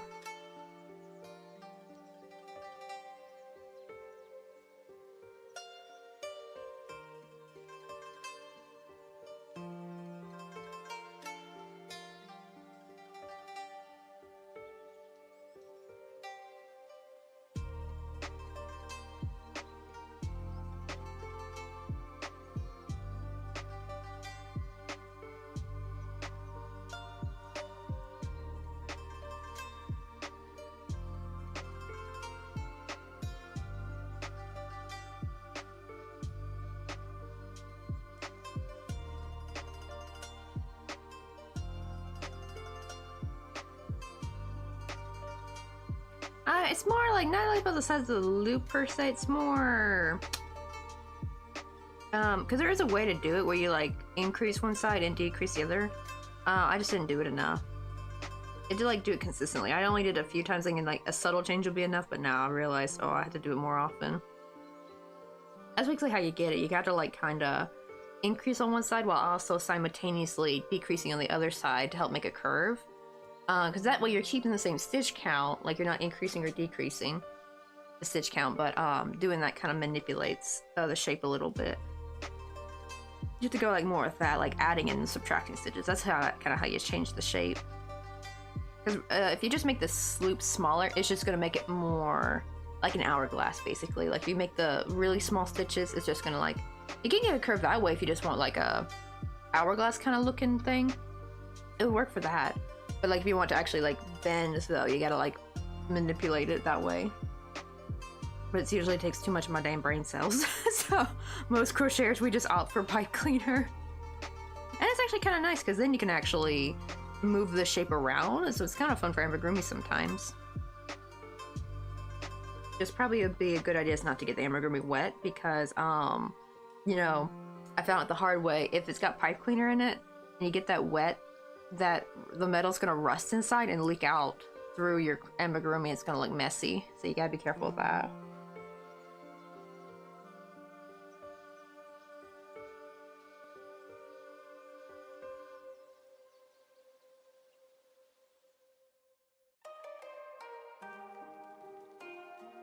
Actually, I kind of want to try the starching method. I wonder how well that would work.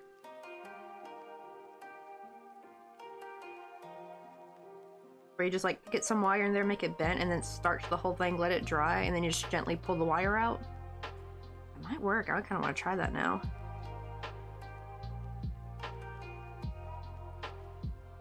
I think that's enough crocheting over. That. Also, what I saw, I don't really do this that much because I hate crocheting over wire sometimes, like in a flat kind of way. But it turns out a lot of people who crochet the bigger flowers, they'll actually get thinner wire, and every petal they crochet wire over it on the outer edge of the petal, so that way you can actually bend the petal and move it around however you want, actually. Just, oh man, I cannot be bothered to do that. Maybe for maybe one flower one day, but I just could not. So it would be kind of nice for like a hair piece, but at the same time, I'd be too scared of like what's gonna happen when I don't know if I ever got any of this wire wet. I know it happens with the pipe clear, but I don't know about my jewelry wire. I don't think I've ever seen it rust though. I've gotten it wet before. I've never seen it rust, but I have seen these rust though if they get water on them.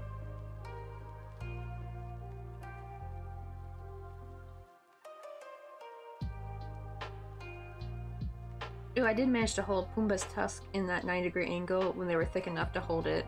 Alright, yeah, you gotta like have, I guess, oh, like a swoop kind of curve, right? Like, you know, like teeth and tusk and stuff. I can maybe see how that works, right? Because then like the bottom has the heavier weight, so the other one can kind of swoop and curve to its lighter weight at the top. Okay, I think I can finally start really decreasing him now. So let me get my wire cutters.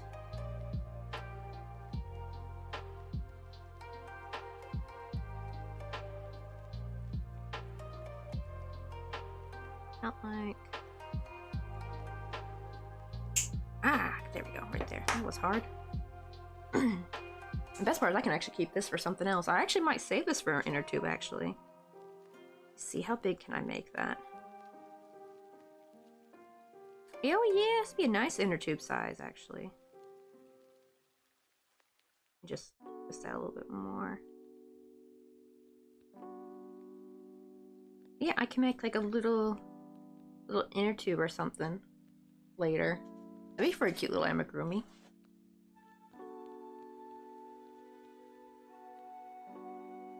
Also, I'm going to use yarn tails from this. I'm going to try to see if I can get this fuzz to go down a bit. Okay, let me undo this. And let me get some glue. Hopefully this will help taper down the look of the tail if I taper down the fuzz a bit.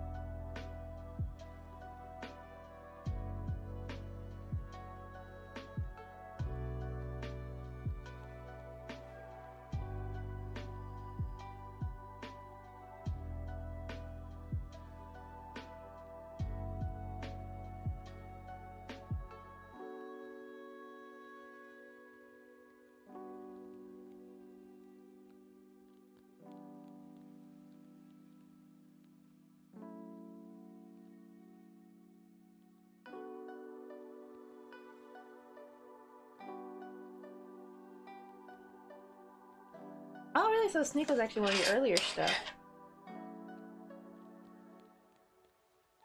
Ah, shoot. I haven't tried needle felting in its purest form, but I have tried needle felting on my crochet, though. That's actually why I got a needle felting kit, was because Peacemaker, another crochet streamer, though, he hadn't streamed in quite a while, unfortunately. He always kept saying he was gonna come back, and he hadn't come back yet. To be fair, he's been busy. He's a manager at his job, so I would imagine he just has no time for streaming. But, what do you call it? Ah, shoot.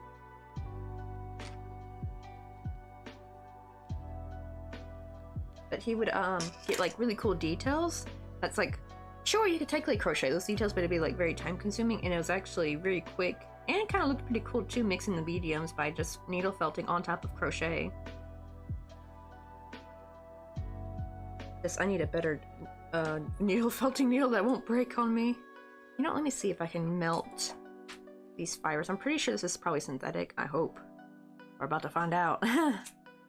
This melts, that means these fibers are synthetic. Oh, they are! Look at that, they're melting. Yay! Melt, melt, melt. Yeah, I didn't think they'd use cotton for pipe cleaners. That'd be too expensive.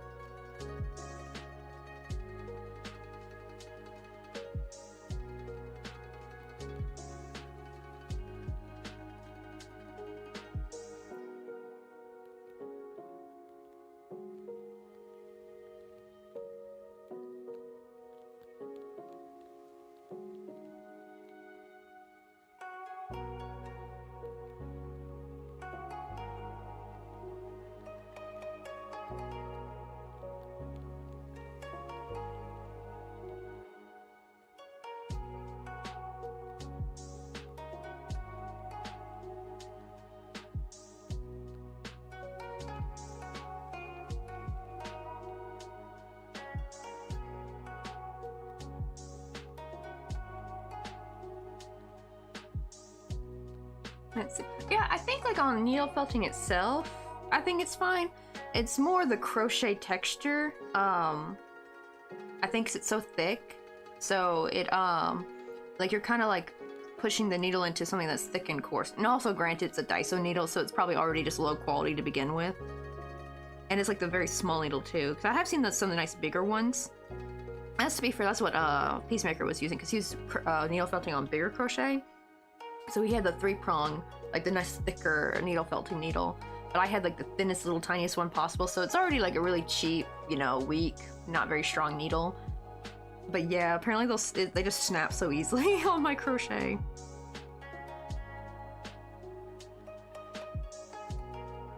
That's what I'm thinking. They really do fight it. I can feel it.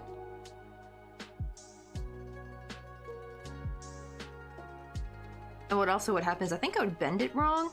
Apparently it's supposed to be like straight up and down. I would kind of go at angles, and it turns out you're not supposed to.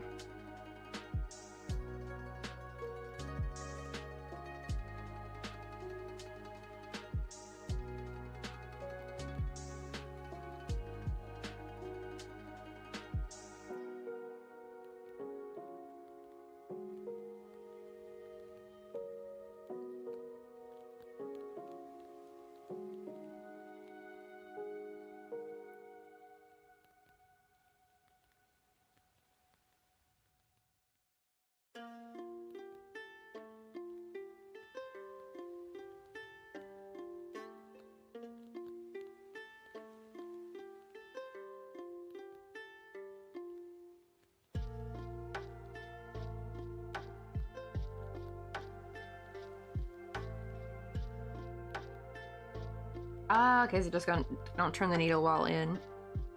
Well, the problem is it might be, well, maybe like on regular needle felting, maybe the angles might be fine.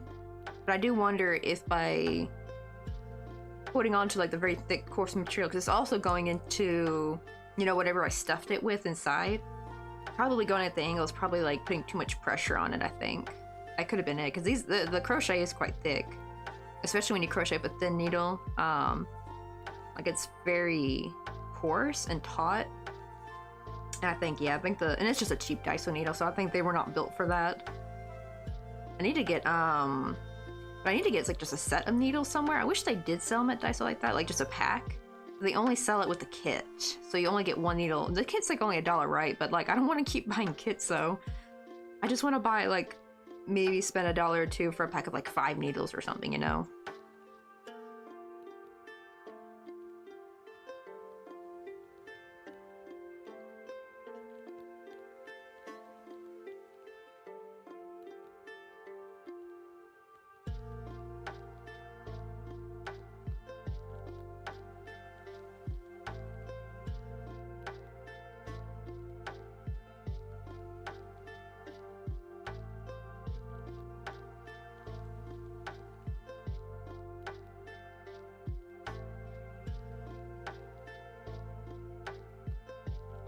Oh, see, that's the tricky part. Trying to find a crafting store in Korea, it's like, good luck.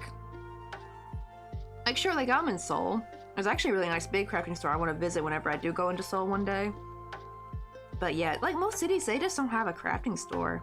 They have stationery stores, that's what they got. And usually their stationery stores will have, like, art supplies, but that only goes towards, like, drawing and painting. They don't really have clay, yarn, that kind of stuff. You kind of have to get it online, basically. Just that sucks for me as a foreigner, because sometimes some places don't want to take my damn card, and or the the checking out is so convoluted, it's like a nightmare for a foreigner. So you just kind of like throw your hands up like, well, I'm not using this damn website. I mean, even Mr. Coffee, who is Korean and has Korean ID and everything, has like trouble with some sites. Be like, they're like, the whole shopping thing can be convoluted for some sites. They have so much security built in. It's like so many like checkpoints you have to go through just to freaking check out for some crap. It's so bizarre. Like, you basically have to like, there be times where I have to like put in my whole social security number just to order shit online.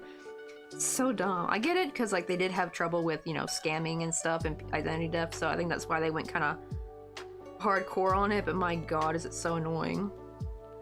It's like, I just wanna order a pair of shoes, my dude. Like, let me like go through checkout, please. Please, just let me. And I'd be like, some places like you can't even even if you like download a coupon, this is more of a coupon thing though. Like there'll be some coupons where I'm like, oh, the price is pretty good this time. Let me go buy it, and I go to download the coupon that's available. Like, oh, sorry, because you're a Wigugan, you're a foreigner, you can't get this coupon. I'm like, what? I didn't know they could do that. Is that legal? I don't know. It was like, what the hell?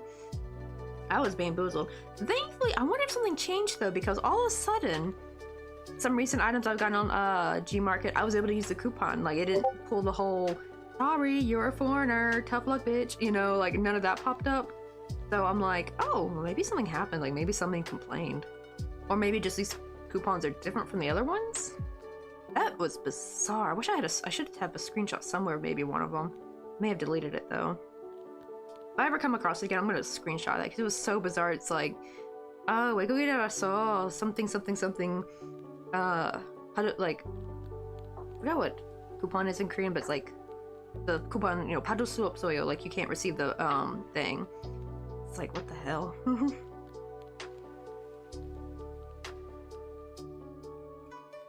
Yeah, man, if it snaps with the felt, though, I can see, like, you can probably imagine on crochet. They snap all the time on the crochet if I'm not careful. Just kind of think of, like, if you had, like, a thick, coarse material and you're just, like, stabbing through it with a little tiny, delicate needle a lot. Like, yeah, it's not gonna last very long. Oh, really? How they snap a whole multi-set needle in one go? What the heck? I do partially think part of it's kind of just quality, I think.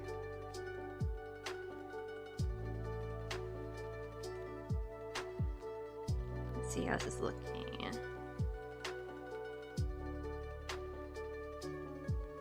This is looking pretty good though.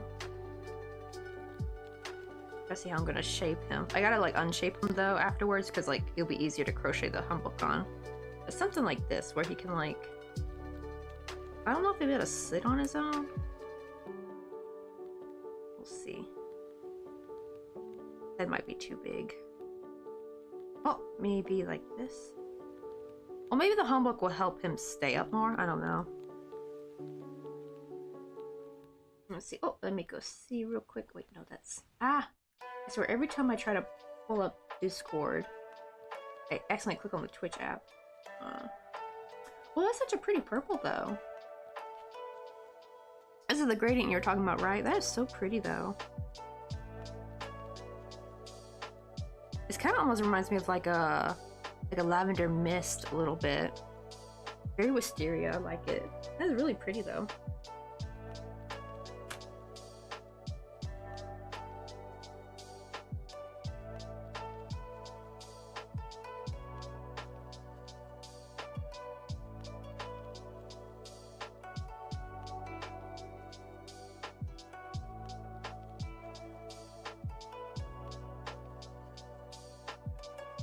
What if I got one a coffee color?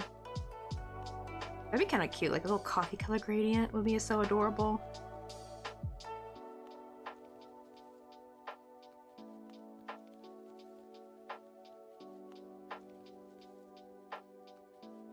Right, yeah, I guess like, so yours opposite is just more like the needle basically don't work anymore. You had to get new ones. Actually, let me check if Gmarket sells. I won't get it till next week because it's Friday, but... Oh, it's only 12, so if I order now, maybe it can, like, ship off today or not. I don't know. What in the heck is my Gmarket app? I swear to goodness. Let me see.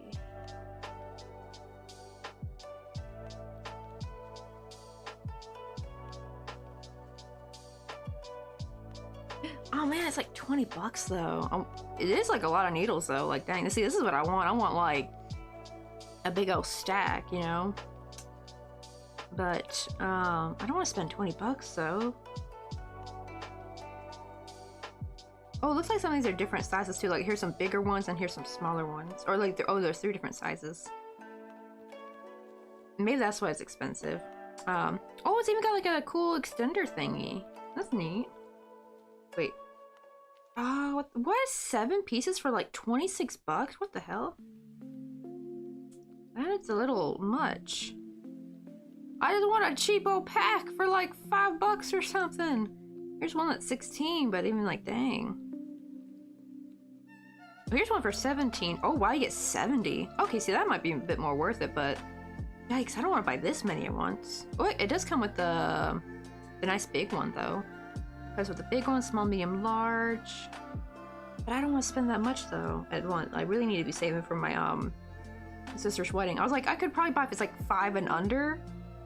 But like, yikes. Okay, so it looks like G-Market's a no-go. Granted, G-Market might be inflating the price because some items they do inflate the price for, so I guess I'm just gonna have to check on AliExpress or something.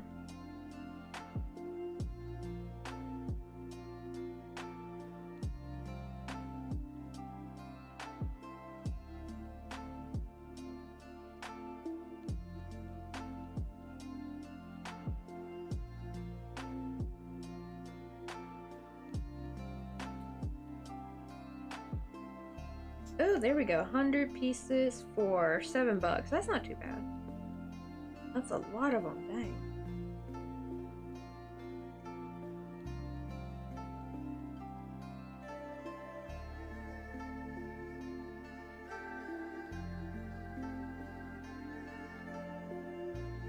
Oh wait, here's even better. $5 for or 522, 5,022,001 for 100. Okay, I like this better. $2 cheaper. Oh, it even comes with little finger thingies, finger protectors. I like that. Add that to the cart.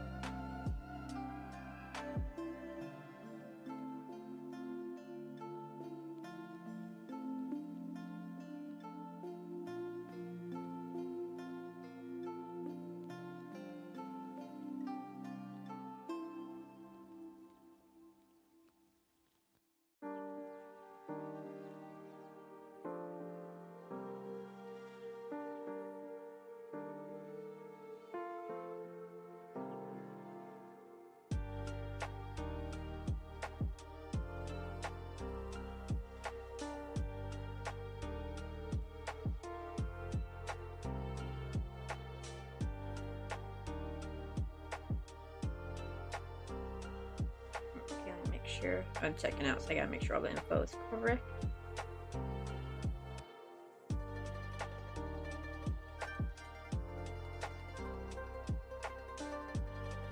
Finally get me some, because I want a needle felt on.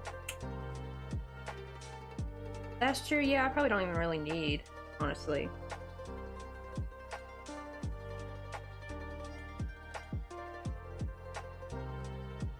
Damn, $5 for 100. See, that's what I've been wanting.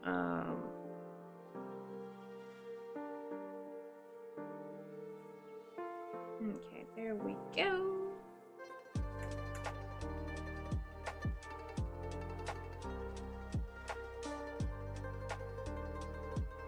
Okay, that is done.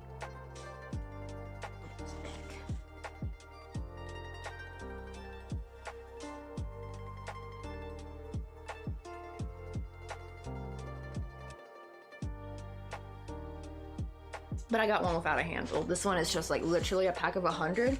Now the $7 one was the one that came with the handles, but this one is just like literally a pack of the tiny little ones that I normally get at Daiso with the kit. So it's just basically 100 of those, and it came with some like little finger protector glovey thingies. Probably I won't really use those that much. I could probably find a different use for them maybe. Oh, maybe I can put it on when I micro crochet. Actually, it will help protect my finger. That's what I got this for, the little silicone one. Only problem, it has little holes in it though. Thankfully where I normally hit, it's like the side of it, but maybe little finger protectors might work for the micro crochet actually, so I might use it for that instead. There we go, ordered. Let's go. Now I can finally start needle felting because I have the needle I have right now is broken and doesn't really work, unfortunately. But I would love to start adding like designs on like what do you call it, the crochet with the you know the fiber. Cause I have so much needle felting stuff too from the kids. Like I'll have all that fiber. I have all that the fuzzy felting stuff I need to use.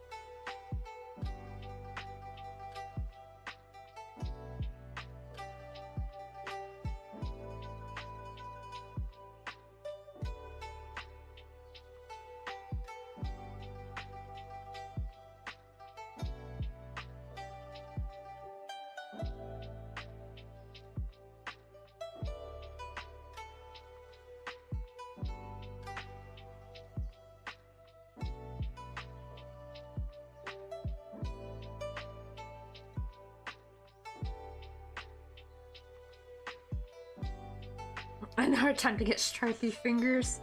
Oh yeah, see I got like a look at that dent right there.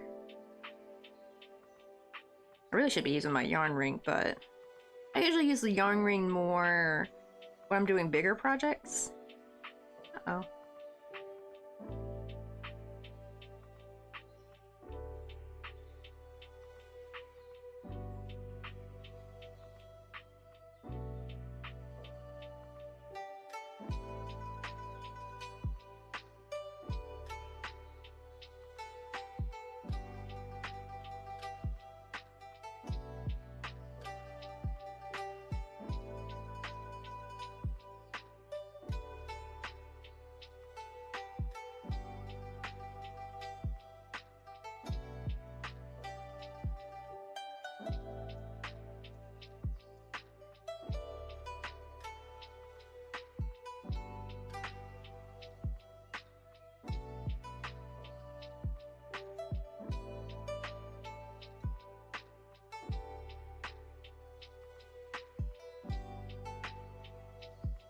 Right, is that the crochet equivalent of a headphone dent? Oh my god, probably.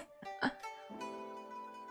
my god, I remember seeing like, I used to think it was just the hair, but then when I saw like guys who either shave their head or have no hair, they were actually having some like dents on their head from their headphones, and I'm like, oh my goodness.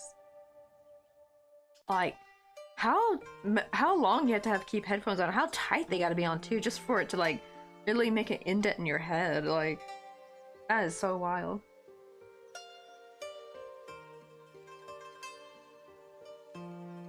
It's a reference to getting the red stripes in fingers from stabbing the hole and then filling with blood. Oh my goodness. Ooh.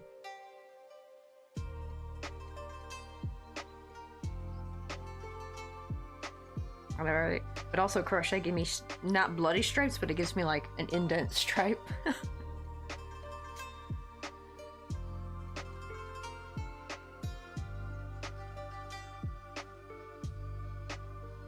This is the hard part to crochet around because I had to decrease a bit, but it's like we're almost there.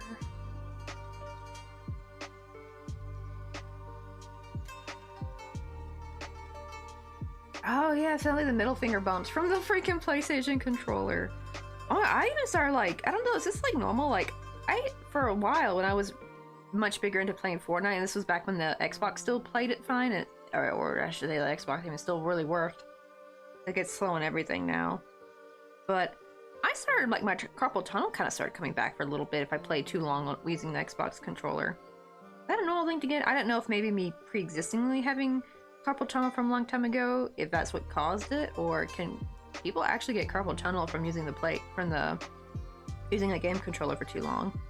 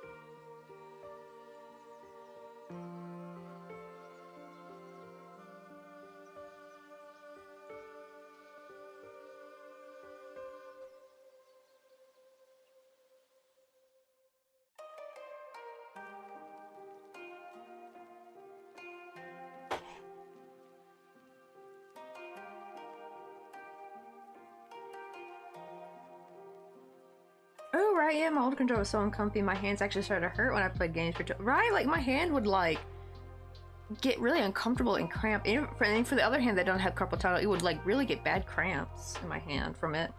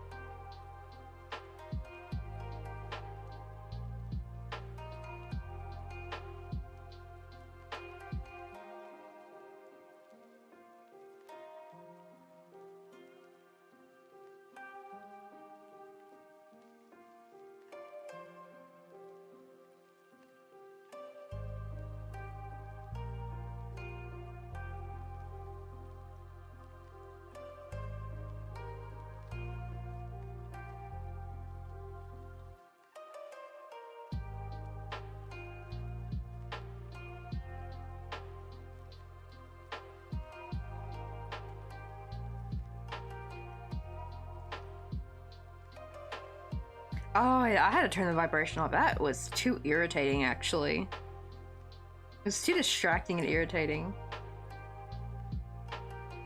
And too loud, too. Like, oh my goodness, I had to turn that crap off.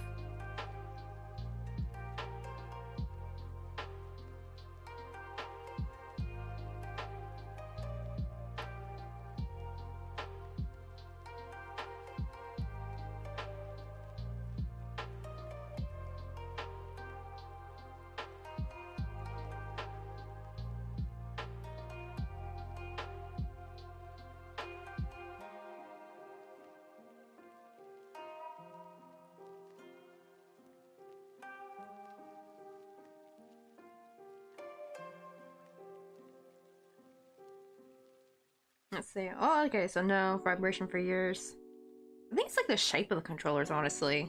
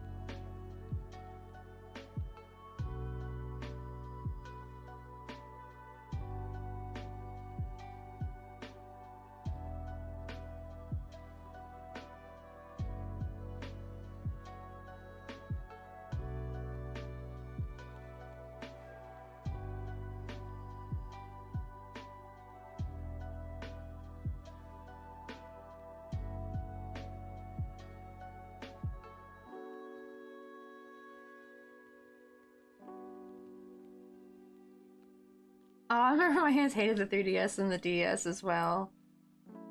I know really shame because they are kind of nice. My sister had a 3DS and we would take turns playing Cookie Mama on it.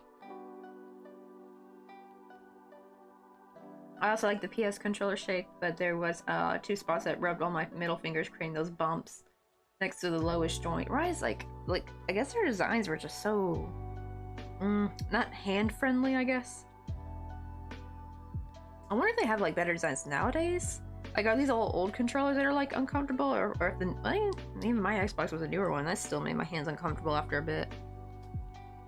Let's see. Oh, I'll see a 5-star. Oh my god, I'll be up at 6 tomorrow. We're almost done with little snake.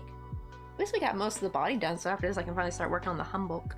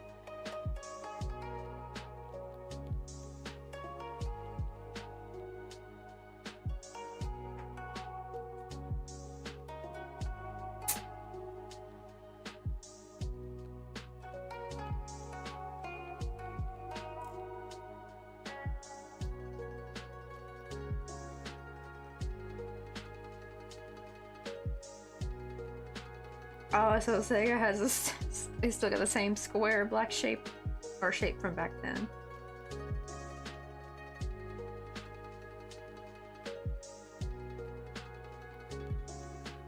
Oh, you know what? I wonder if that's why. Like, 'cause I kind of have small hands, so I actually wonder if I'll actually benefit from a smaller controller.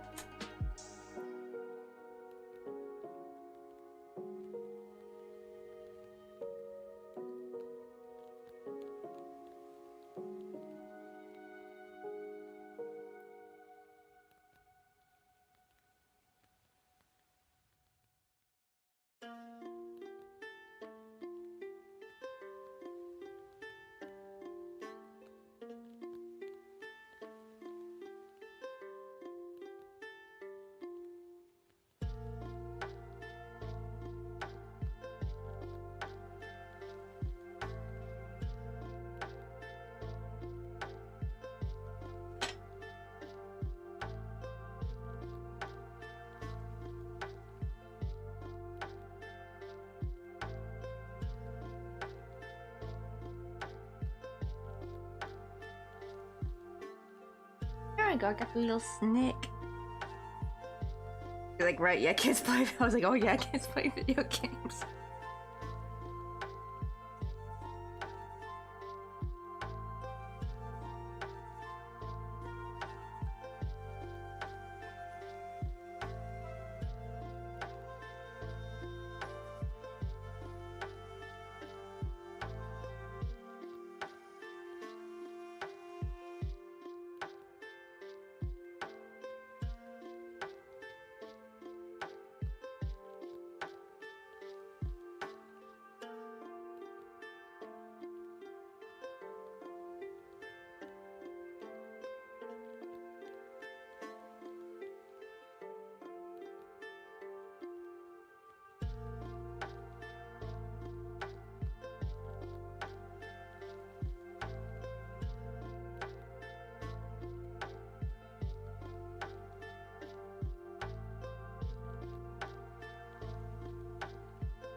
Okay, I want to uncurl him. There we go.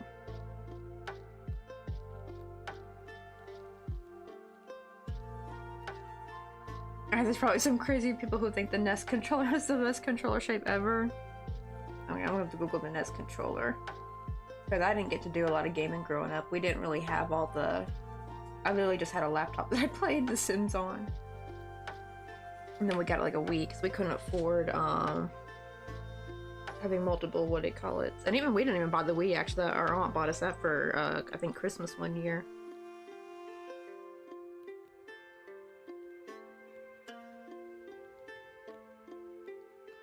Oh, I've seen this. Oh my god, that looks hell uncomfortable though. God, can you imagine I have to hold it on for forever? It's so boxy, so rectangular. Oh my god. It does look cool though. It's got like that really cool retro vibe to it, like retro 8-bit game vibe to it, but man, that looks uncontrollable. That looks like uncomfortable as heck.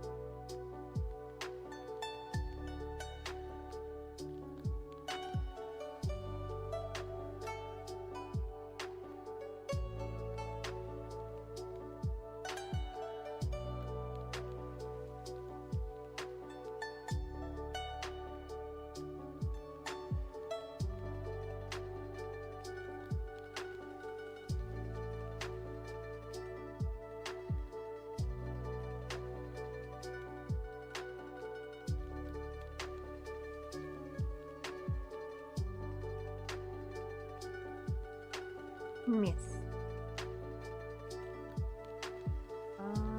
Oh, damn, that is small. Look at that. That would be... It looks like a tape recorder almost. Like, look how tiny that is.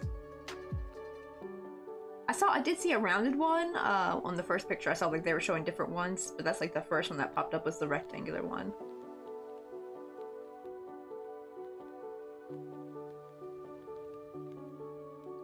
Yeah, I bet they probably... I think I would like that as it's like maybe a decoration item. Because it does look cool, especially if you got like a retro gaming style den or something. I think they look cool, but as far as actual functionality, I would not want it. And I probably wouldn't want to pay for like a real one. Like I would just pay for like something that looks like it as like a decoration, you know?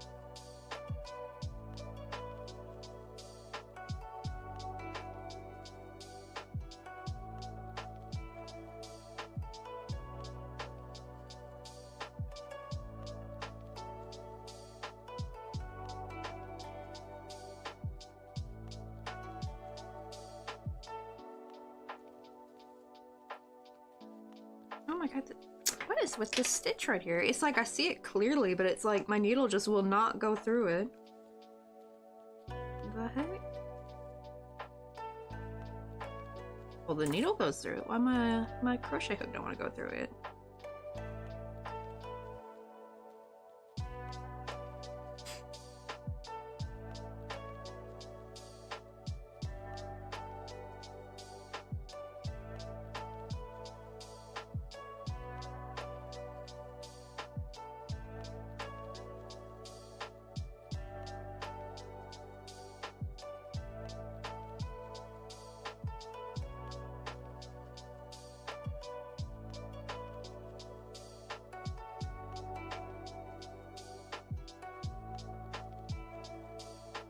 Let's see. Oh, I think I've seen those. Yeah, the vertical mouse. I wonder if they are. Are they expensive? I wonder if like you could go in a store and they have it where you know like how you can like test out computers and mouses and stuff. Well, they have. Well, that's usually Best Buy. I don't know if they got stores like that over there. Where it's like you can kind of go and like play around with the stuff. I wonder if they would have mouses where you can kind of like move around and see if it feels comfortable or not to you.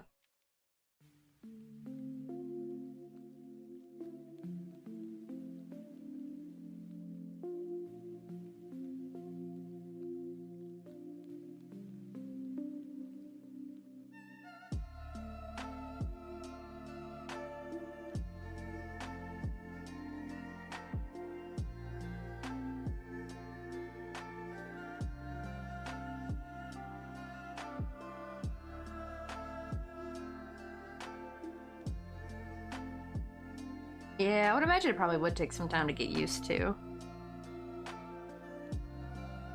I do wonder if it's like better for your hands though, because yeah, even with a regular mouse, I start to feel if I use it for too long, it really does start to. I start to get my carpal tunnel starts to kind of come back a little bit.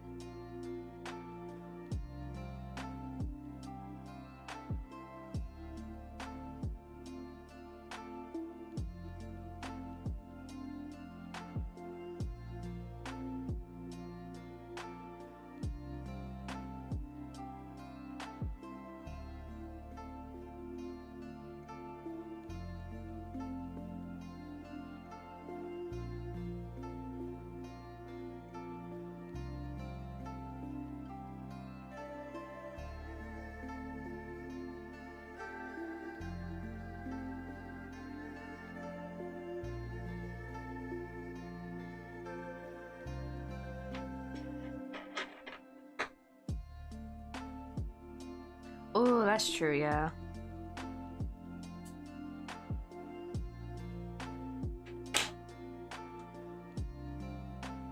Probably would actually overwork your thumb a little bit too.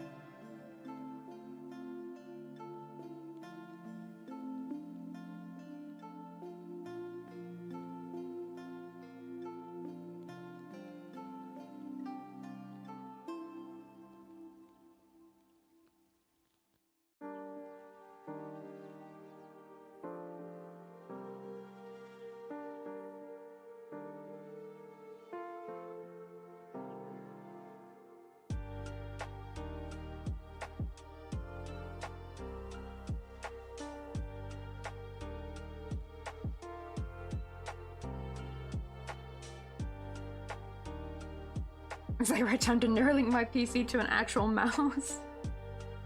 Wait, will someone have to force Neuralink that solves the need for a mouse? Oh my goodness. Right? Is that thing still being pushed? I wonder how many people are actually buying into Neuralink, because that is terrifying. I wouldn't want Musky Husky up inside my brain. No thank you. No thank you.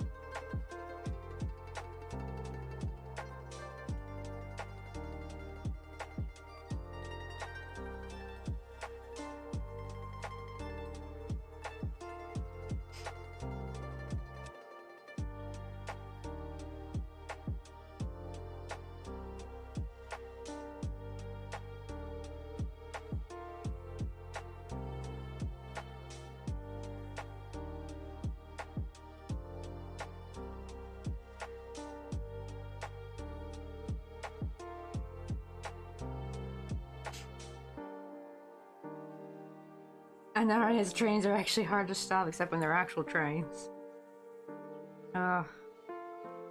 Too many people like him, I think. That's the problem. They're just like so blind to his like insanity, his narcissism. Ugh.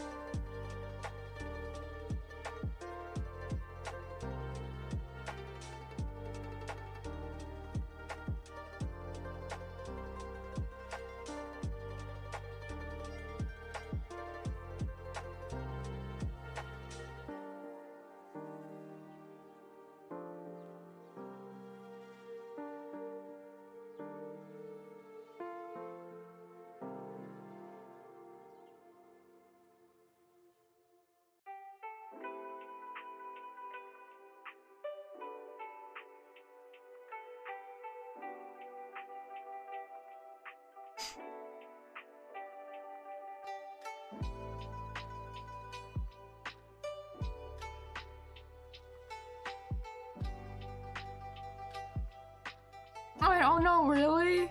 His rocket failed again last night and all the fanboys celebrate? Oh my god.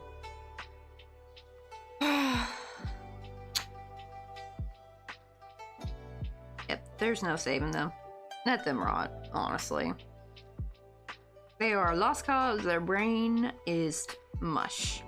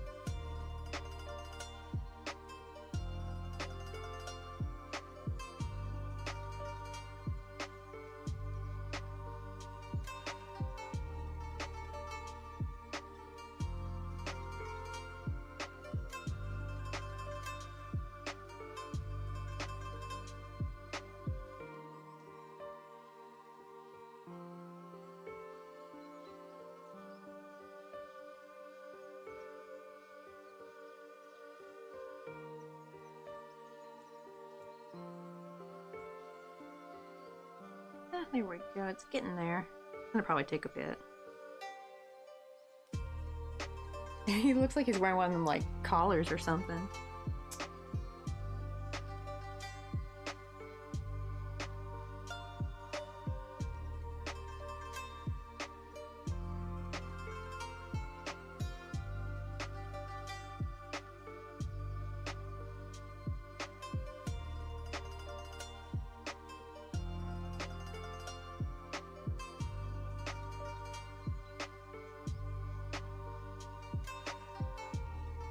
Oh, was it the vlog where, was it the Jeju one?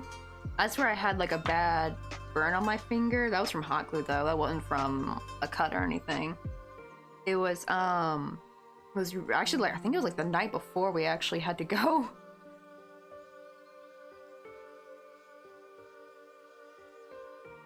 Like the worm guy from the Richard Scary stuff. Wait, what is Richard Scary? I'm guessing that's a movie.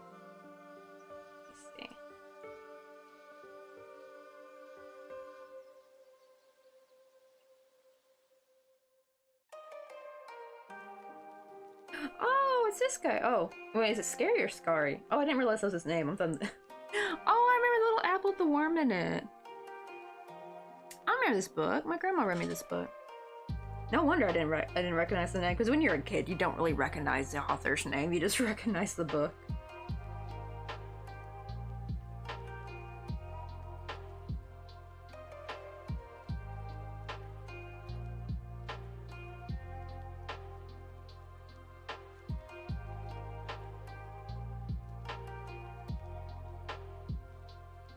Yeah, I wonder if it's, I don't know if it's caught on a YouTube. I don't think I was restreaming at the time, so I think it's long gone. But people could like go back and watch the scene where I freaking burnt my finger. So what happens, we were trying to crochet pumpkin pies, and these are just for myself. These are not to sell, because if I'm gonna sell, I'm gonna sew it. I sew, like, what I do is I make the crust, and then I make the filling, which is just a crochet circle, right? And if I'm just making it for myself to decorate, I take a shortcut, and I usually just hot glue the filling on the top of the crust. I fill the crust with hot glue and just gently place it on there. It looks pretty good though, but it looks better though when you sew it, but that takes a lot of time. And so I was just gonna glue it, and what happened was I had filled the hot glue, I had filled the crust with fresh hot glue. And I have a high temp hot glue too. I think this was from my Bosch hot glue gun, which sadly died recently, so they're dearly departed. That hot glue gun. It was like a $30 hot glue gun. It was nice. But what it called, I had just poured hot glue in there, and I went to go grab because I had the little whipped cream was already sewed onto the orange stuffing part, like the orange circle, so I could just like grab the tip and just gently place it on top. And I was going down to reach for it, and a stupid ass mosquito flew right up in my face, got actually caught in between my glasses and my eye when I was reaching down, and instead I accidentally, like, my finger accidentally moved over, and I actually stuck my finger right into the hot glue, because like the feeling was here and the crust was here. I accidentally stuck my finger right in the hot glue, and I like freaked out, flung it, and then it flung up in the air, and then it landed on my other finger. Other hand, I was like trying to get it off. I was like, oh, it was awful. Stupid ass mosquito. And that's the thing, it was freaking November. But yeah, mosquitoes still be up here. That's one problem with Busan, is that the mosquitoes are still around till like mid-December usually. They're actually just now finally gone. I think like a week before Christmas, the last of them finally disappeared. They are so annoying, those little things. So I blame this stupid mosquito. It literally got caught up in my glasses. Like, I hate how they fly up right to your face. It's so annoying. It's like rude. Like, you already bite my toes and other stuff. Like, why you gotta fly up right in my face? Like, what does that achieve, mosquito? Why would you want to fly up right in the person you're trying to sneakily bite's face? Is it just, I honestly wonder if they were put on this earth to piss us off, honestly. That's rude. Ah, that's true, yeah, I did hear some birds eat mosquitoes. Oh, and they also pollinate. Well, the problem is, because actually the melon mosquitoes are fine, because the melon mosquitoes actually don't bite. You know, right? Like, I remember growing up, they'd like joke about how like, oh, mosquitoes are biting because blood's their food or something. No, turns out it's not. Only the female mosquitoes bite because the blood is for their stupid eggs, so they can lay eggs and shit. And I'm like, wait, that's why they bite? I would like to introduce mosquitoes to the 4B movement, please. y'all don't need to procreate. Please do us a damn favor and go 4B. You know, it's like, oh my god. 4B for mosquitoes. Enough of this bullshit. No more biting humans. You don't need our blood. Right? Because actually, male mosquitoes are actually fine and chill. If anything, you probably actually never even come across a male mosquito. Because they're not trying to come up in your house. They're gonna be out in nature and shit, pollinating. Because yeah, they also yeah, so no mosquitoes, less birds, and also they pollinate. They were actually one of the bigger pollinators for chocolate. I didn't know that. So apparently, if there's no mosquitoes, we would have very little amounts of chocolate left in the world. But my gosh darn it, can they not? Like, offer so there's some stinking eggs, all just so they can have some babies. Like, what? That's why they bite us. Annoying. Yeah, they're so pesky. It's like, they're so relentless too. Especially because we have quite like a small mountain, or it's really more like just a giant hill, really, behind us. Well, I guess it is a mountain. It's called Okbongsan. So san means mountain, so I guess it is a legit mountain. Just it's like a very small mountain. And usually mountain mosquitoes are a lot stronger. They're a little bit bigger. They're a lot more aggressive. So I did notice whenever we went out in the city and I had mosquito, they were very dainty and small, and they weren't that aggressive. But man, every time we come back home, it's like oh god, they're little bullies, aren't they? They're awful. I hate though. That's the only drawback of Busan weather, is that they stay around a lot longer. I love having an extended fall here because like fall lasts longer, thankfully. Like really, you'll still have like pretty colored leaves until like mid-December. I think around the end of December is when all the leaves finally fall off. You know, they usually would fall off like end of like mid-November in Wonju. So we get like, it's almost like we get a month more of fall, it seems like. Which I love, but at the drawback, you get damn mosquitoes till mid to late December. I don't know about here, maybe. Oh, I think out towards Miryang, I think they had rice. Miryang is like because there's lots of farming cities outside of Busan. Miryang is one of them. But not in the city though. You're not gonna see a rice paddy field for miles. We are near the ocean though. That's true, lots of water, but I don't. There is a river, not near here, but like near Mr. Coffee's work. That could be it, but that's running water, they're not standing water. They do like to chill in the mountains, though, like because yeah, if you're near a mountain, you're gonna be near lots of mosquitoes. Probably what they're doing is they're probably making like, laying their eggs in like puddles of like probably still water, you know, like things like in containers and stuff. That's probably what's going on. Like any like open container that catches rainwater, you know, here. That's probably where they're laying their darn eggs, because yeah, there's no big open thing of water really nearby. They are annoying. You're so dang annoying.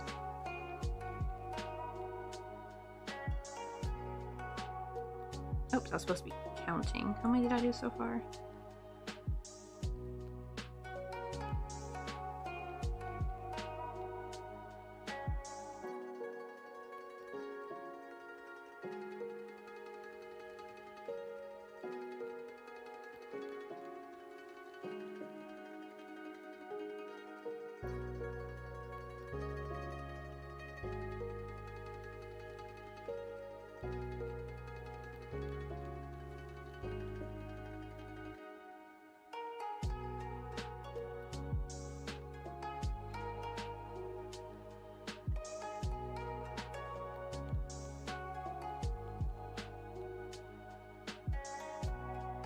That's 16.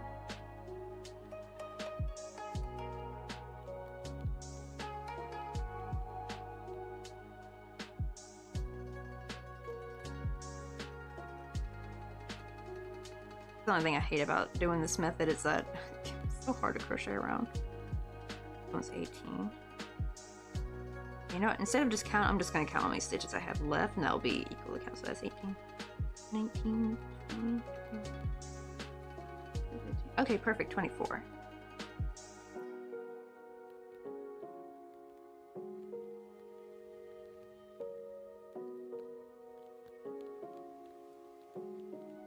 Oh yeah, what was it called? Something Canyon. The sad thing is, it was actually supposed to have a capybara that it actually has a free range capybara. That you can actually pet and stuff, because you know there's stuff there you can't pet, you can't touch the animals. You can feed them usually, but you, with the people nearby, if they like the worker would help you out, but you can't touch the animals really. Well, I guess except for the birds that would fly on you. That was fine. But what do you call it? The capybara though was supposed to be a free range capybara that just like kind of walks around on its own free will. But there's 2 locations. There's actually one here in Busan, and it turns out they only have 1 capybara between these 2 locations, so they actually had to like literally bring him back and forth from one location for a couple weeks, and then they bring him to the other one for a couple weeks. And during that time, he was at the other location in Busan, and I was like, no, I was so excited to finally meet a capybara, like up and close. I've seen capybara obviously in the zoo, but you know they weren't like up close and personal. I feel like that should become a thing. We should have like a free-range capybara farm, though they probably got to worry about their capybara getting kidnapped because everyone nowadays wants a capybara. Honestly, I think that was one of like originally we wanted to like retire in the US because you can actually have a capybara. And we thought that'd be kind of cool if we had like enough land with like a watering hole or something on it, like a small pond. We could actually probably have a capybara if you get the licensing and stuff. You have to like prove that your property, you know, is adequate for the capybara.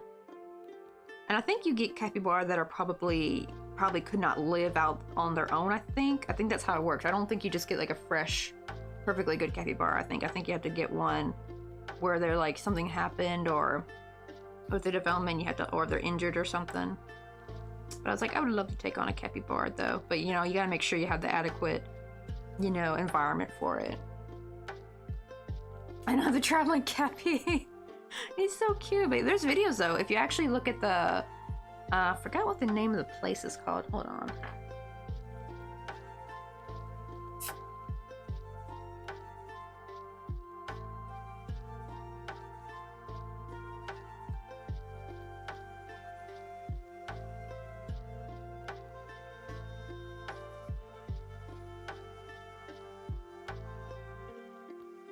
Oh wait, actually there is something called, oh this is in Seoul though.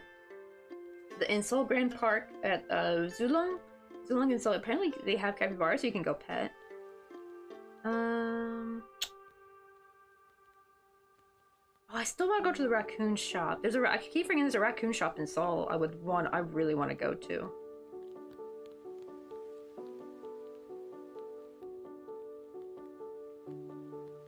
Let me put Jeju, just so I can see if I can find the exact place.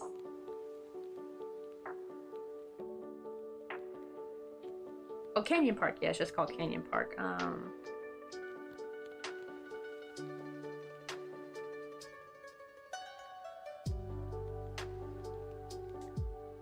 up Shelly, how you doing? Why is my rate thing not playing? I know it's been happening a lot lately. But let me give you a shout out real quick.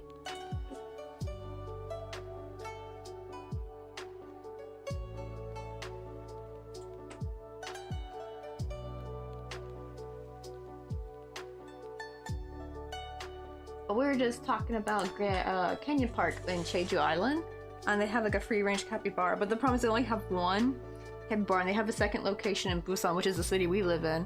And the time when we went to Jeju, we went to Canyon Park, the capybara wasn't there, and we were like, what? Turns out it was for that week. It was actually in the Busan location, and we're like, no.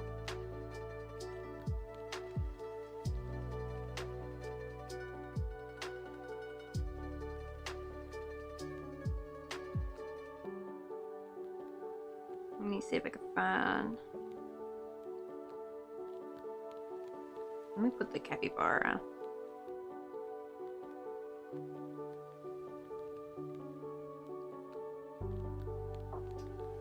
Probably this is showing different places. This is not Canyon Park. I found so many videos. Maybe I can find it on YouTube.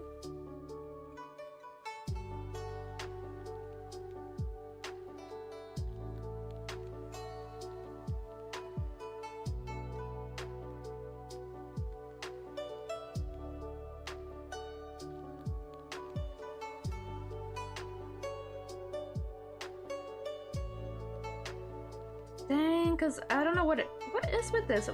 Maybe I gotta put in Korean. Because Mr. Coffee was showing me videos people were making of the capybara, but now I just put Jeju and it's nothing. I literally put capybara, Jeju. I mean, granted, I put Kenyon Park, Jeju, capybara, and I get nothing but the freaking it's not even about Jeju, it's just Jeju Air. You know, the crash, right? That's all I'm getting in the searches. What in the actual heck? I swear, YouTube's search thing is just absolutely broken.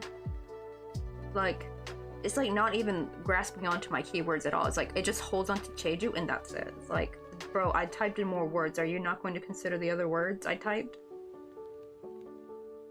That is annoying when the search algorithm is kind of like that. It's like very, very annoying.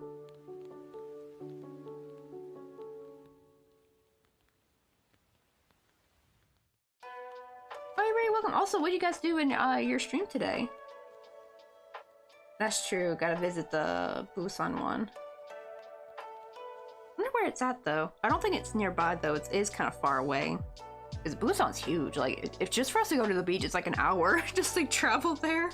Like distantly, by distance it's not that far, but like by public transportation, hell, even if you drive in a car, because you know, of traffic, it takes like an hour to get there.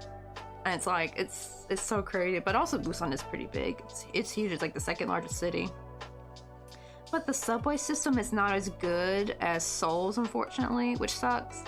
Cause Seoul, you can get just about anywhere by subway. You almost never need to take the bus. Actually, it seems like they have like so many subway lines and so many places you can transfer. But Busan is very much more simplified. The subway system here, so it's like a lot of times you end up having to like take 3 different like subway lines, and you get to like walk to one of them or something. You know, it's like. Or take a subway, then take a bus, and then take another subway. It's like, it's just a whole mess.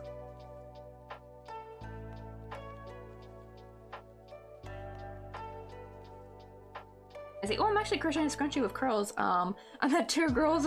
I'm gonna add 1 more. Right. Oh yeah, that's the one with Ma Dong-seok in it, right?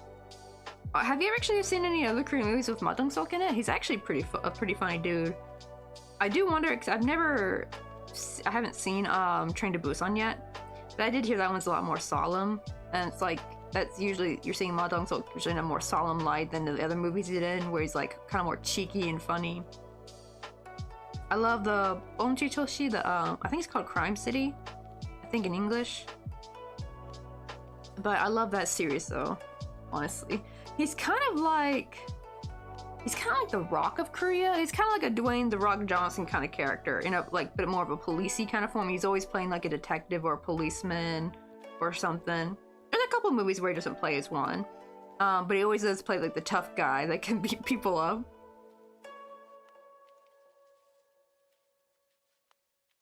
Oh, I think that's the Parasite one, right? I haven't seen Parasite either, actually. I can't remember if it's on Netflix or not. I'll just see if it is. It might be. Maybe like on Korean Netflix it might be.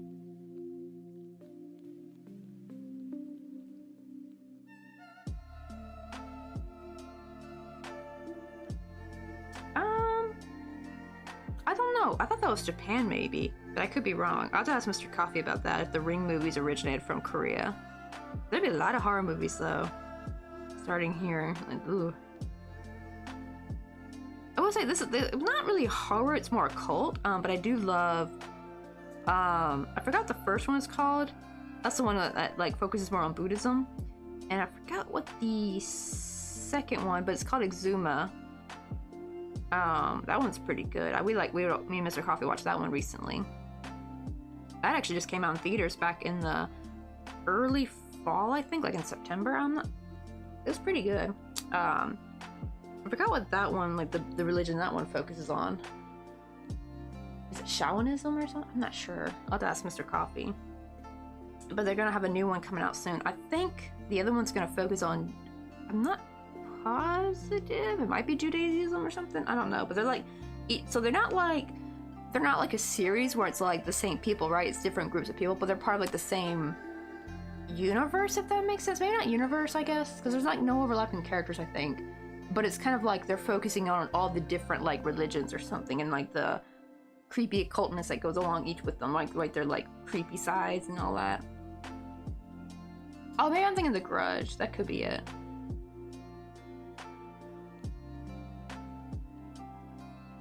I know there's like lots of, oh yeah, Japan has like, was really big I think on like, you know, like scary ghost stories, right? Let's see. Oh, no worries, up Shelly, but thank you so much for the raid. Go get your after stream raid care done. Gotta imagine always after a stream, like you're tired, you gotta rest your voice. Gotta get a snack out, get a nap in, get some water. Hey Jester, how you doing? Oh, I gotta show you, I finally made a pot for the plum blossoms. Look how pretty this is. I was almost gonna go with white, but then I decided instead to go with this blue. I actually think it's like a grayish blue, and I thought this actually looked way better than the white. I just thought this blue really made the pink pop a bit more, if that makes sense. It's pretty much almost done. I just gotta sew down this. Now I hope this is long enough. Should have left a longer yarn tail. But I hope I can sew this down, and then I just gotta crochet through the front loops and be done with the vase. And I also want to tie, depending if I want to tie like a dark brown, like a little bow or something. I'll see how that looks if I want to keep it like that, and see if that looks elegant enough or if that takes away from it. But I thought that would look kind of nice, like a dark brown string around it, like a little bow. Give it kind of a little rustic look to it.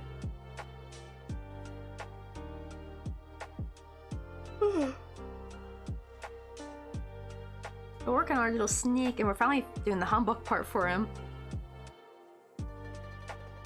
Just I gotta break this poor dude's neck every time I'm trying to like crochet.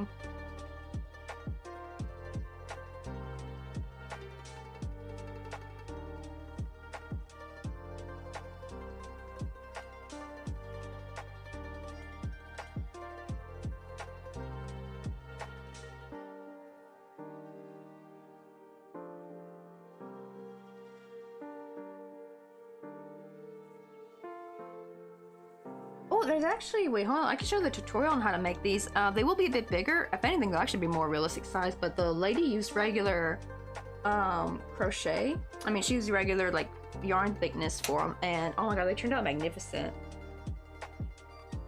I found the pattern. I don't think the pattern's in English, but you can sort of watch what she does. Let me see.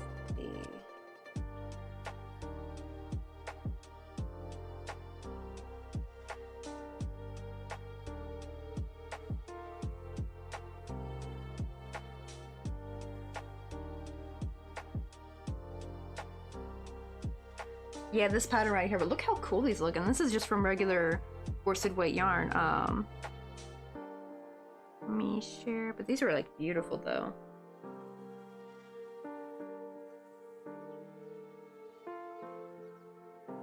That's the pattern I kind of followed. I did cheat a little bit, like they do 6 petals, and I just wanted to do like a classic 5-petal one.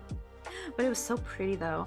It's more about the technique, because you actually, so usually right when you crochet the, like for these when I was making these, this is like what, I think like what, a double and then a treble, treble, treble, and then like, you know, chaining a slip stitch, right? Very basic.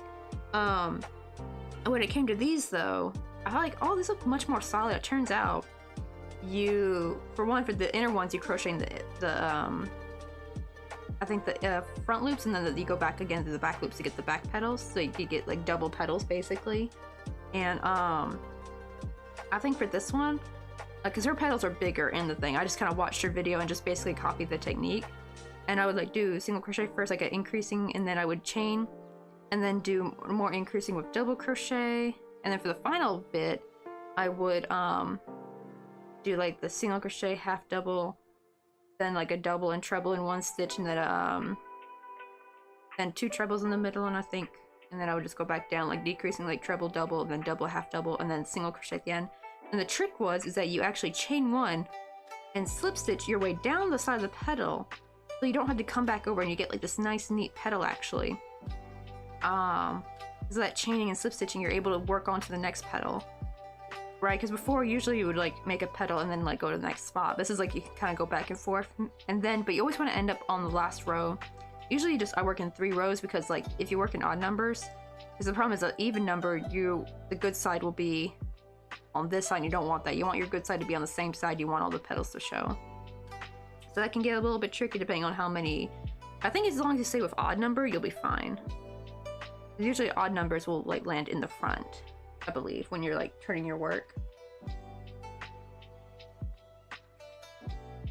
But yeah, I would just like work with 3 rows and just kind of just build your petal up. And I thought that looked a lot more solid and nicer and rounder than it does like the classic way where I'm just doing, you know, a bunch of double crochets and trebles where the petal looks a little bit like kind of not so solid, you know what I mean? Like it's so stringy looking.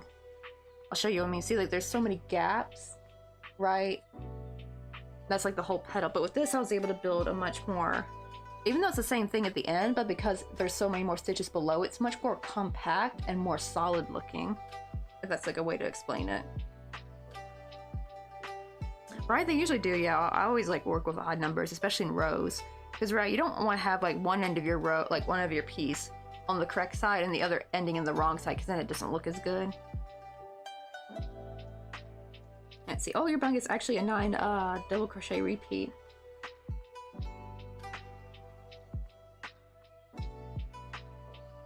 Oh my god, I'm still yawning. But right, always odd. Odd's the way to go with crochet. Especially divisible by 3 odd. It's always the best.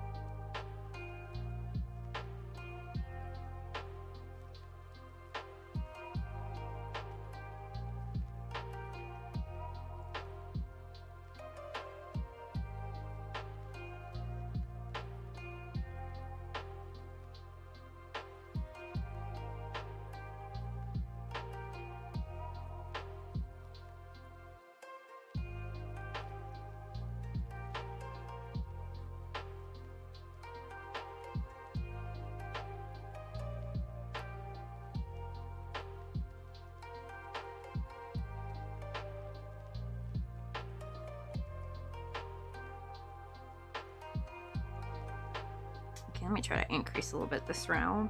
This is so hard to go through though.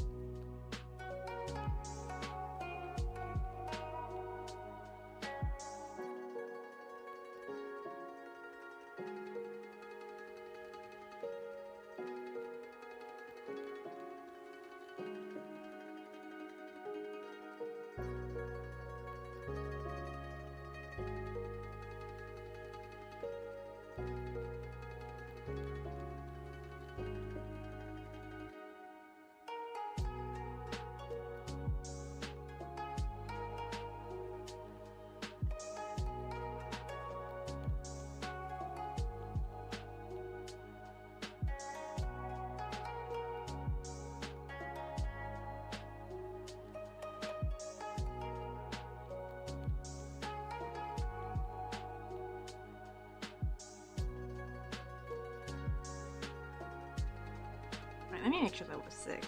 1, 2, 3. Yeah, 6. Okay.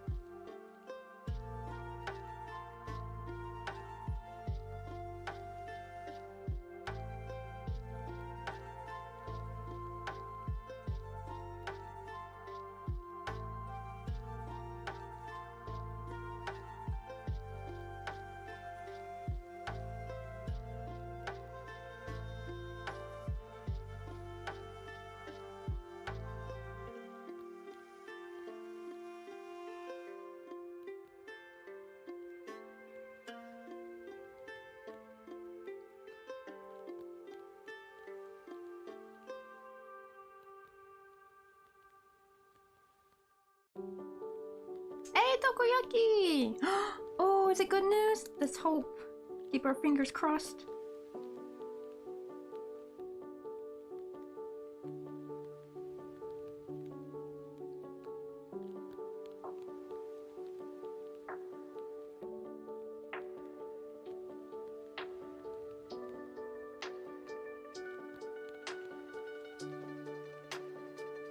We finished the fully unsubmitted. Let's go.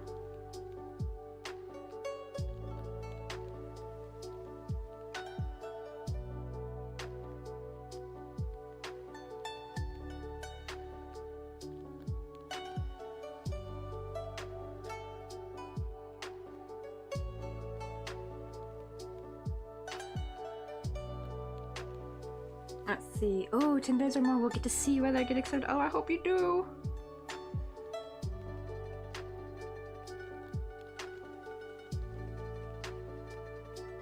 Oh, really? They got a Warhammer show going on. I guess so. It's gonna preview in 30 minutes.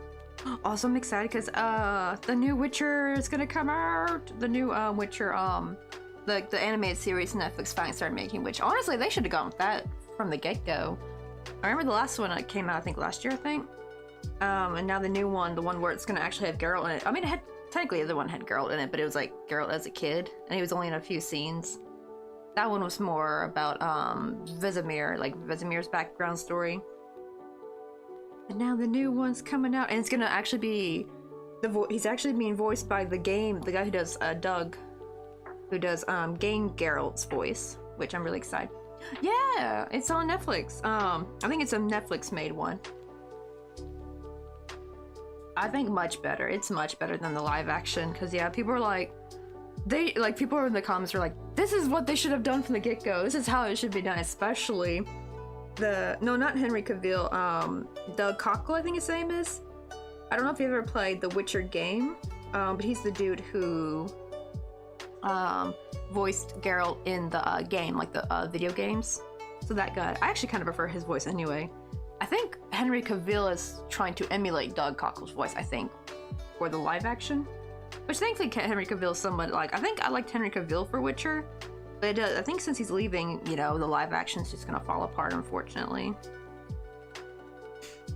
But yeah, I actually like both Peter Kenny and Doug Cockle's voice, because Doug Cockle did the game, but Peter Kenny did the audiobooks. Actually, Peter Kenny did everybody's voice in the audiobooks. Everybody, like Siri, what do you call it? Yennefer. Well, I mean everyone. Mother Nenica, like everybody's voice.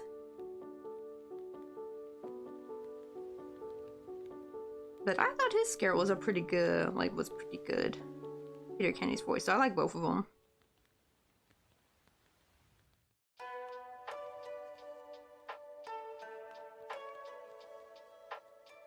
There's a trailer you could watch, so you could like actually see Geralt talking.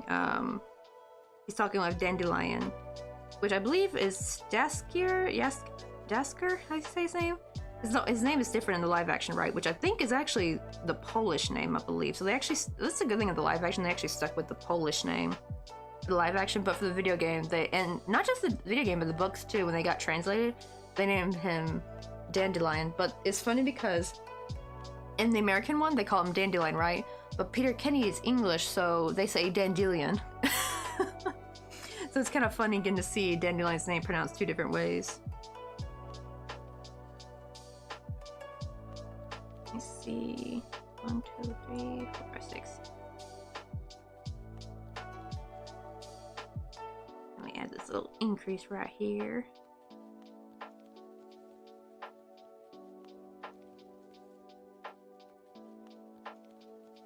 Oh shoot, were ads playing? Oh. Wait, hold on, I still got a minute and 30 seconds left, so let me go ahead and paste. Yeah, I'd message for anyone else maybe just popping in.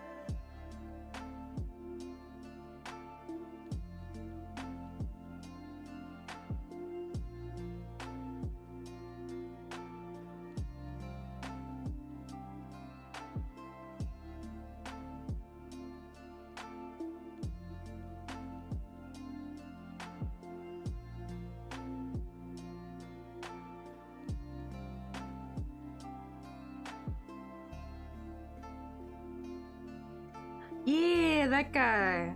Honestly, my favorite. I don't know. I only saw the. I don't even think I even saw the first episode. They're quite long. I actually haven't sat through and watched the live action. Seems like it gets mixed reviews. It seems like people like Henry Cavill, but they don't like the other stuff.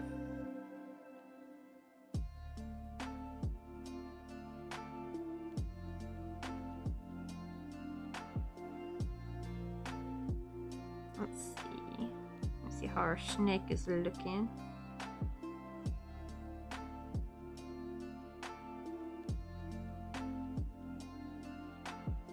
That's how he's gonna look. Oh man, we got such a long way to go. I'm probably gonna have to work on him over the weekend.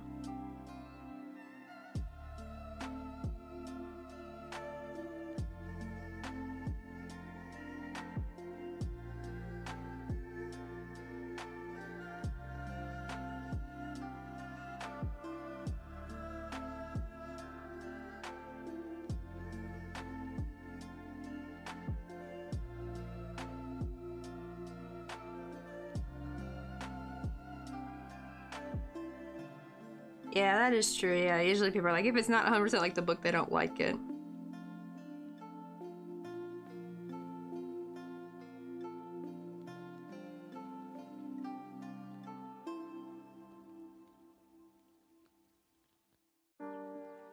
Let's see. Oh, I have a tradition only the night before I can start making the zodiac for New Year's. Yeah, Chinese New Year. That's true. I wanted to get a head start on it because I knew what they call it. It would take me a while.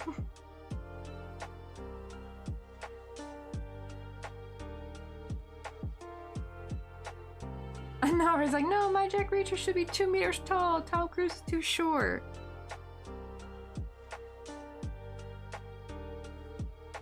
Honestly, though, I will say I actually usually use Tom Cruise as, you know, like when to kind of poke holes in the podcast bros, like women want 6 foot above and whatever. It's like, bro, did they not know how many women were salivating over Tom Cruise? And like, I don't even think he's even that short. And he's like 5'8". My dad's 5'8", so it's like I don't even consider 5'8" really short for a dude. That's like just average, I think. 5'8" to 10 is probably like pretty average for a dude. But yeah, like women salivated over Tom Cruise. Actually, that's why I think my dad, because my dad kind of looks like a sweeter Tom Cruise, I guess, if that makes sense. His facial features are a little bit softer. So he looks like more of a, is like Tom Cruise has more like that more serious look to his face, but my dad has more of a friendlier look. But my dad kind of looks a bit like Tom Cruise a bit. And oh my god, my dad almost same height, pretty much same height as Tom Cruise too. But my dad had girls all over him in the 80s and 90s when he was a teenager and young adult. So I always be like, yeah, maybe some women want the 6 foot and up, but like, nah, if you're cute, girls are gonna be going for you.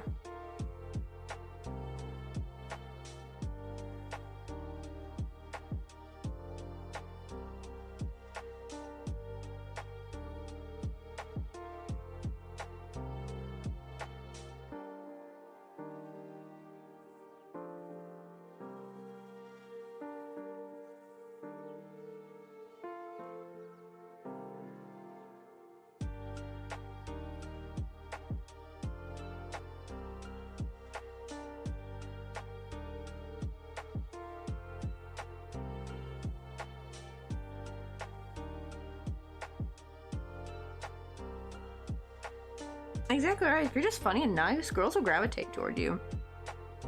I think what it is that the gold diggers don't want the sweet nice guy. You know, generally nice, not the nice guy, not the incel nice guy. You know what I mean? But like, and I think what it was the alpha bro, podcast bros are kind of grumpy that, their type of woman they want, which is usually would be a classic gold digger type anyway.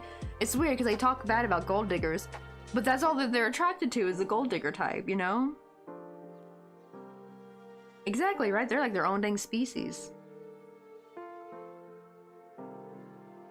Oh yeah! Are they coming off a new Mission Impossible undone? I didn't even know that was still going on myself.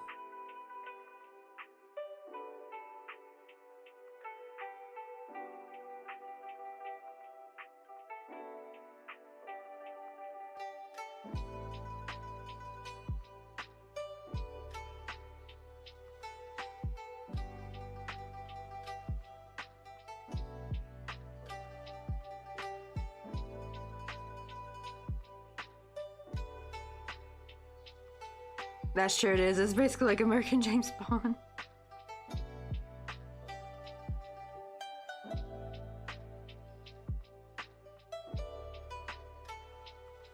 Oh yeah, I do remember them hearing, like, I was even thinking, like, dang, they're still making Fast and Furious. I remember that coming out. I've never seen a Fast and Furious before at all. Like, they all came out when I was just too young.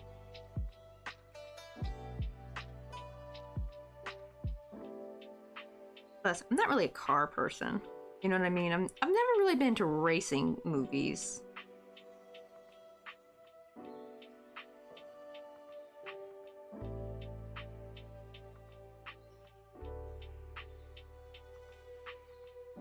Oh god, they're just trying to help Therese Gibson pay his alimony payments. Oh goodness.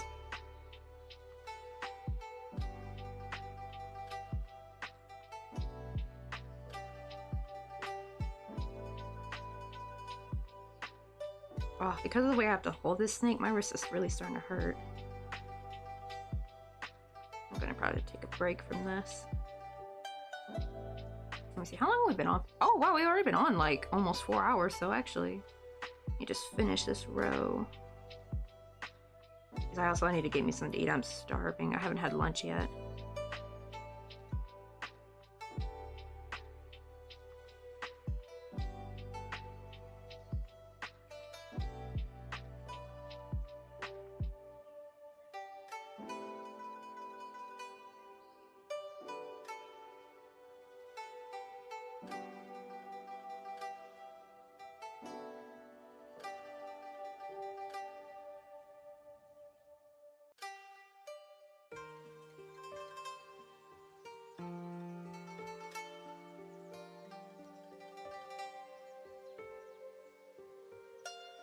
Go back to how it's going. Oh my god, he looks like he's got like a little bib on or something. It'll look better once, because I gotta still make the collar that I usually sew. I usually make that separate and then I sew it on top and crisscross it. Oh, I almost forgot to show you Tucker. Before I go, I gotta find someone to raid out too. But I finally made the vase for the little plum blossoms. Look how cute this turned out. I still gotta sew the soil and then I gotta do one more round. Kind of cover, but I hope my aunt likes it. I finally got the last of the Christmas gifts done. So that means we got, this is from my aunt and her kids, so we got the 4-Light Luna for Patrick and we got Paradise Pushing for Anna. Oh my god, I love this plum blossom. What do they call it? I think I still have the thing. Wait, hold on. Where is, I think that should be the link to it. That's the pattern I found on YouTube. I kind of cheated. I copied it a bit, but like I kind of changed it to where, because they do 6 petals, and I'm like, nah, I don't have time for that. I'm gonna do 5 petals. Make it go faster. I think it looks good with 5 petals though. I have seen some flowers where they look like they got 6, but the majority of the photos of plum blossoms, they usually have only 5. But I thought this looked super cute.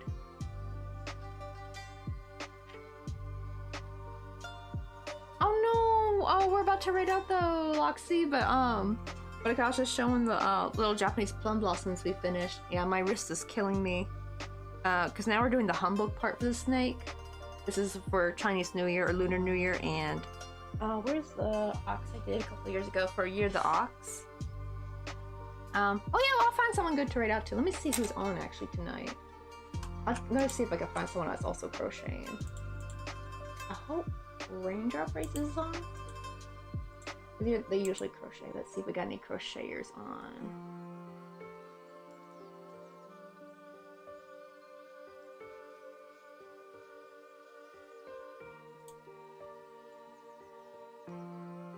Oh, Hijinks is on. Okay, Hijinks is usually almost always crocheting. Wait, are they knitting today? Ah, they're knitting! Oh no!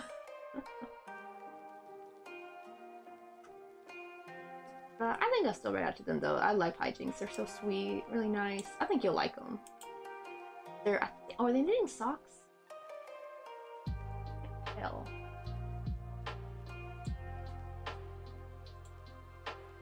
It's okay, I like string.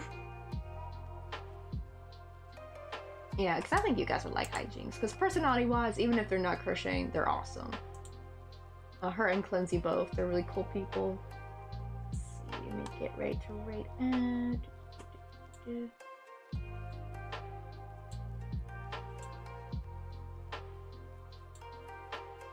And they're right in the middle of their stream, I think, too. They're only like an hour and 43 minutes in, so that's good. They usually say on like 4 to 5 hours, I think. And we put in our raid code.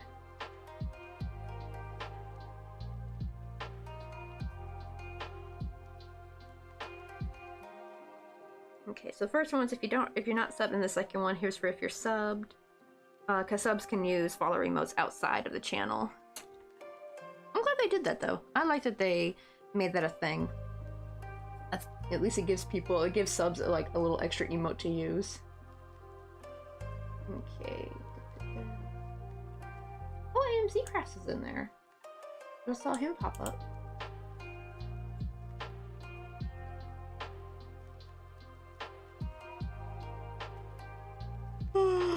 Oh gosh, really yawning. Okay, how much time I got left? Probably about to break me on a little bit, but we'll probably finish this on Monday. I'm probably not going to work on this through the weekend. I'm going to actually try to work on some stuff to put on the coffee page this weekend. What do you call it? We'll hopefully get them done. At least we got the snake part done. We got the pipe cleaner in there so we can move him around. He's gonna be so cute and he's gonna be so dapper once we make his hat. Oh, it's gonna rain out. I'll see you guys next week. Bye!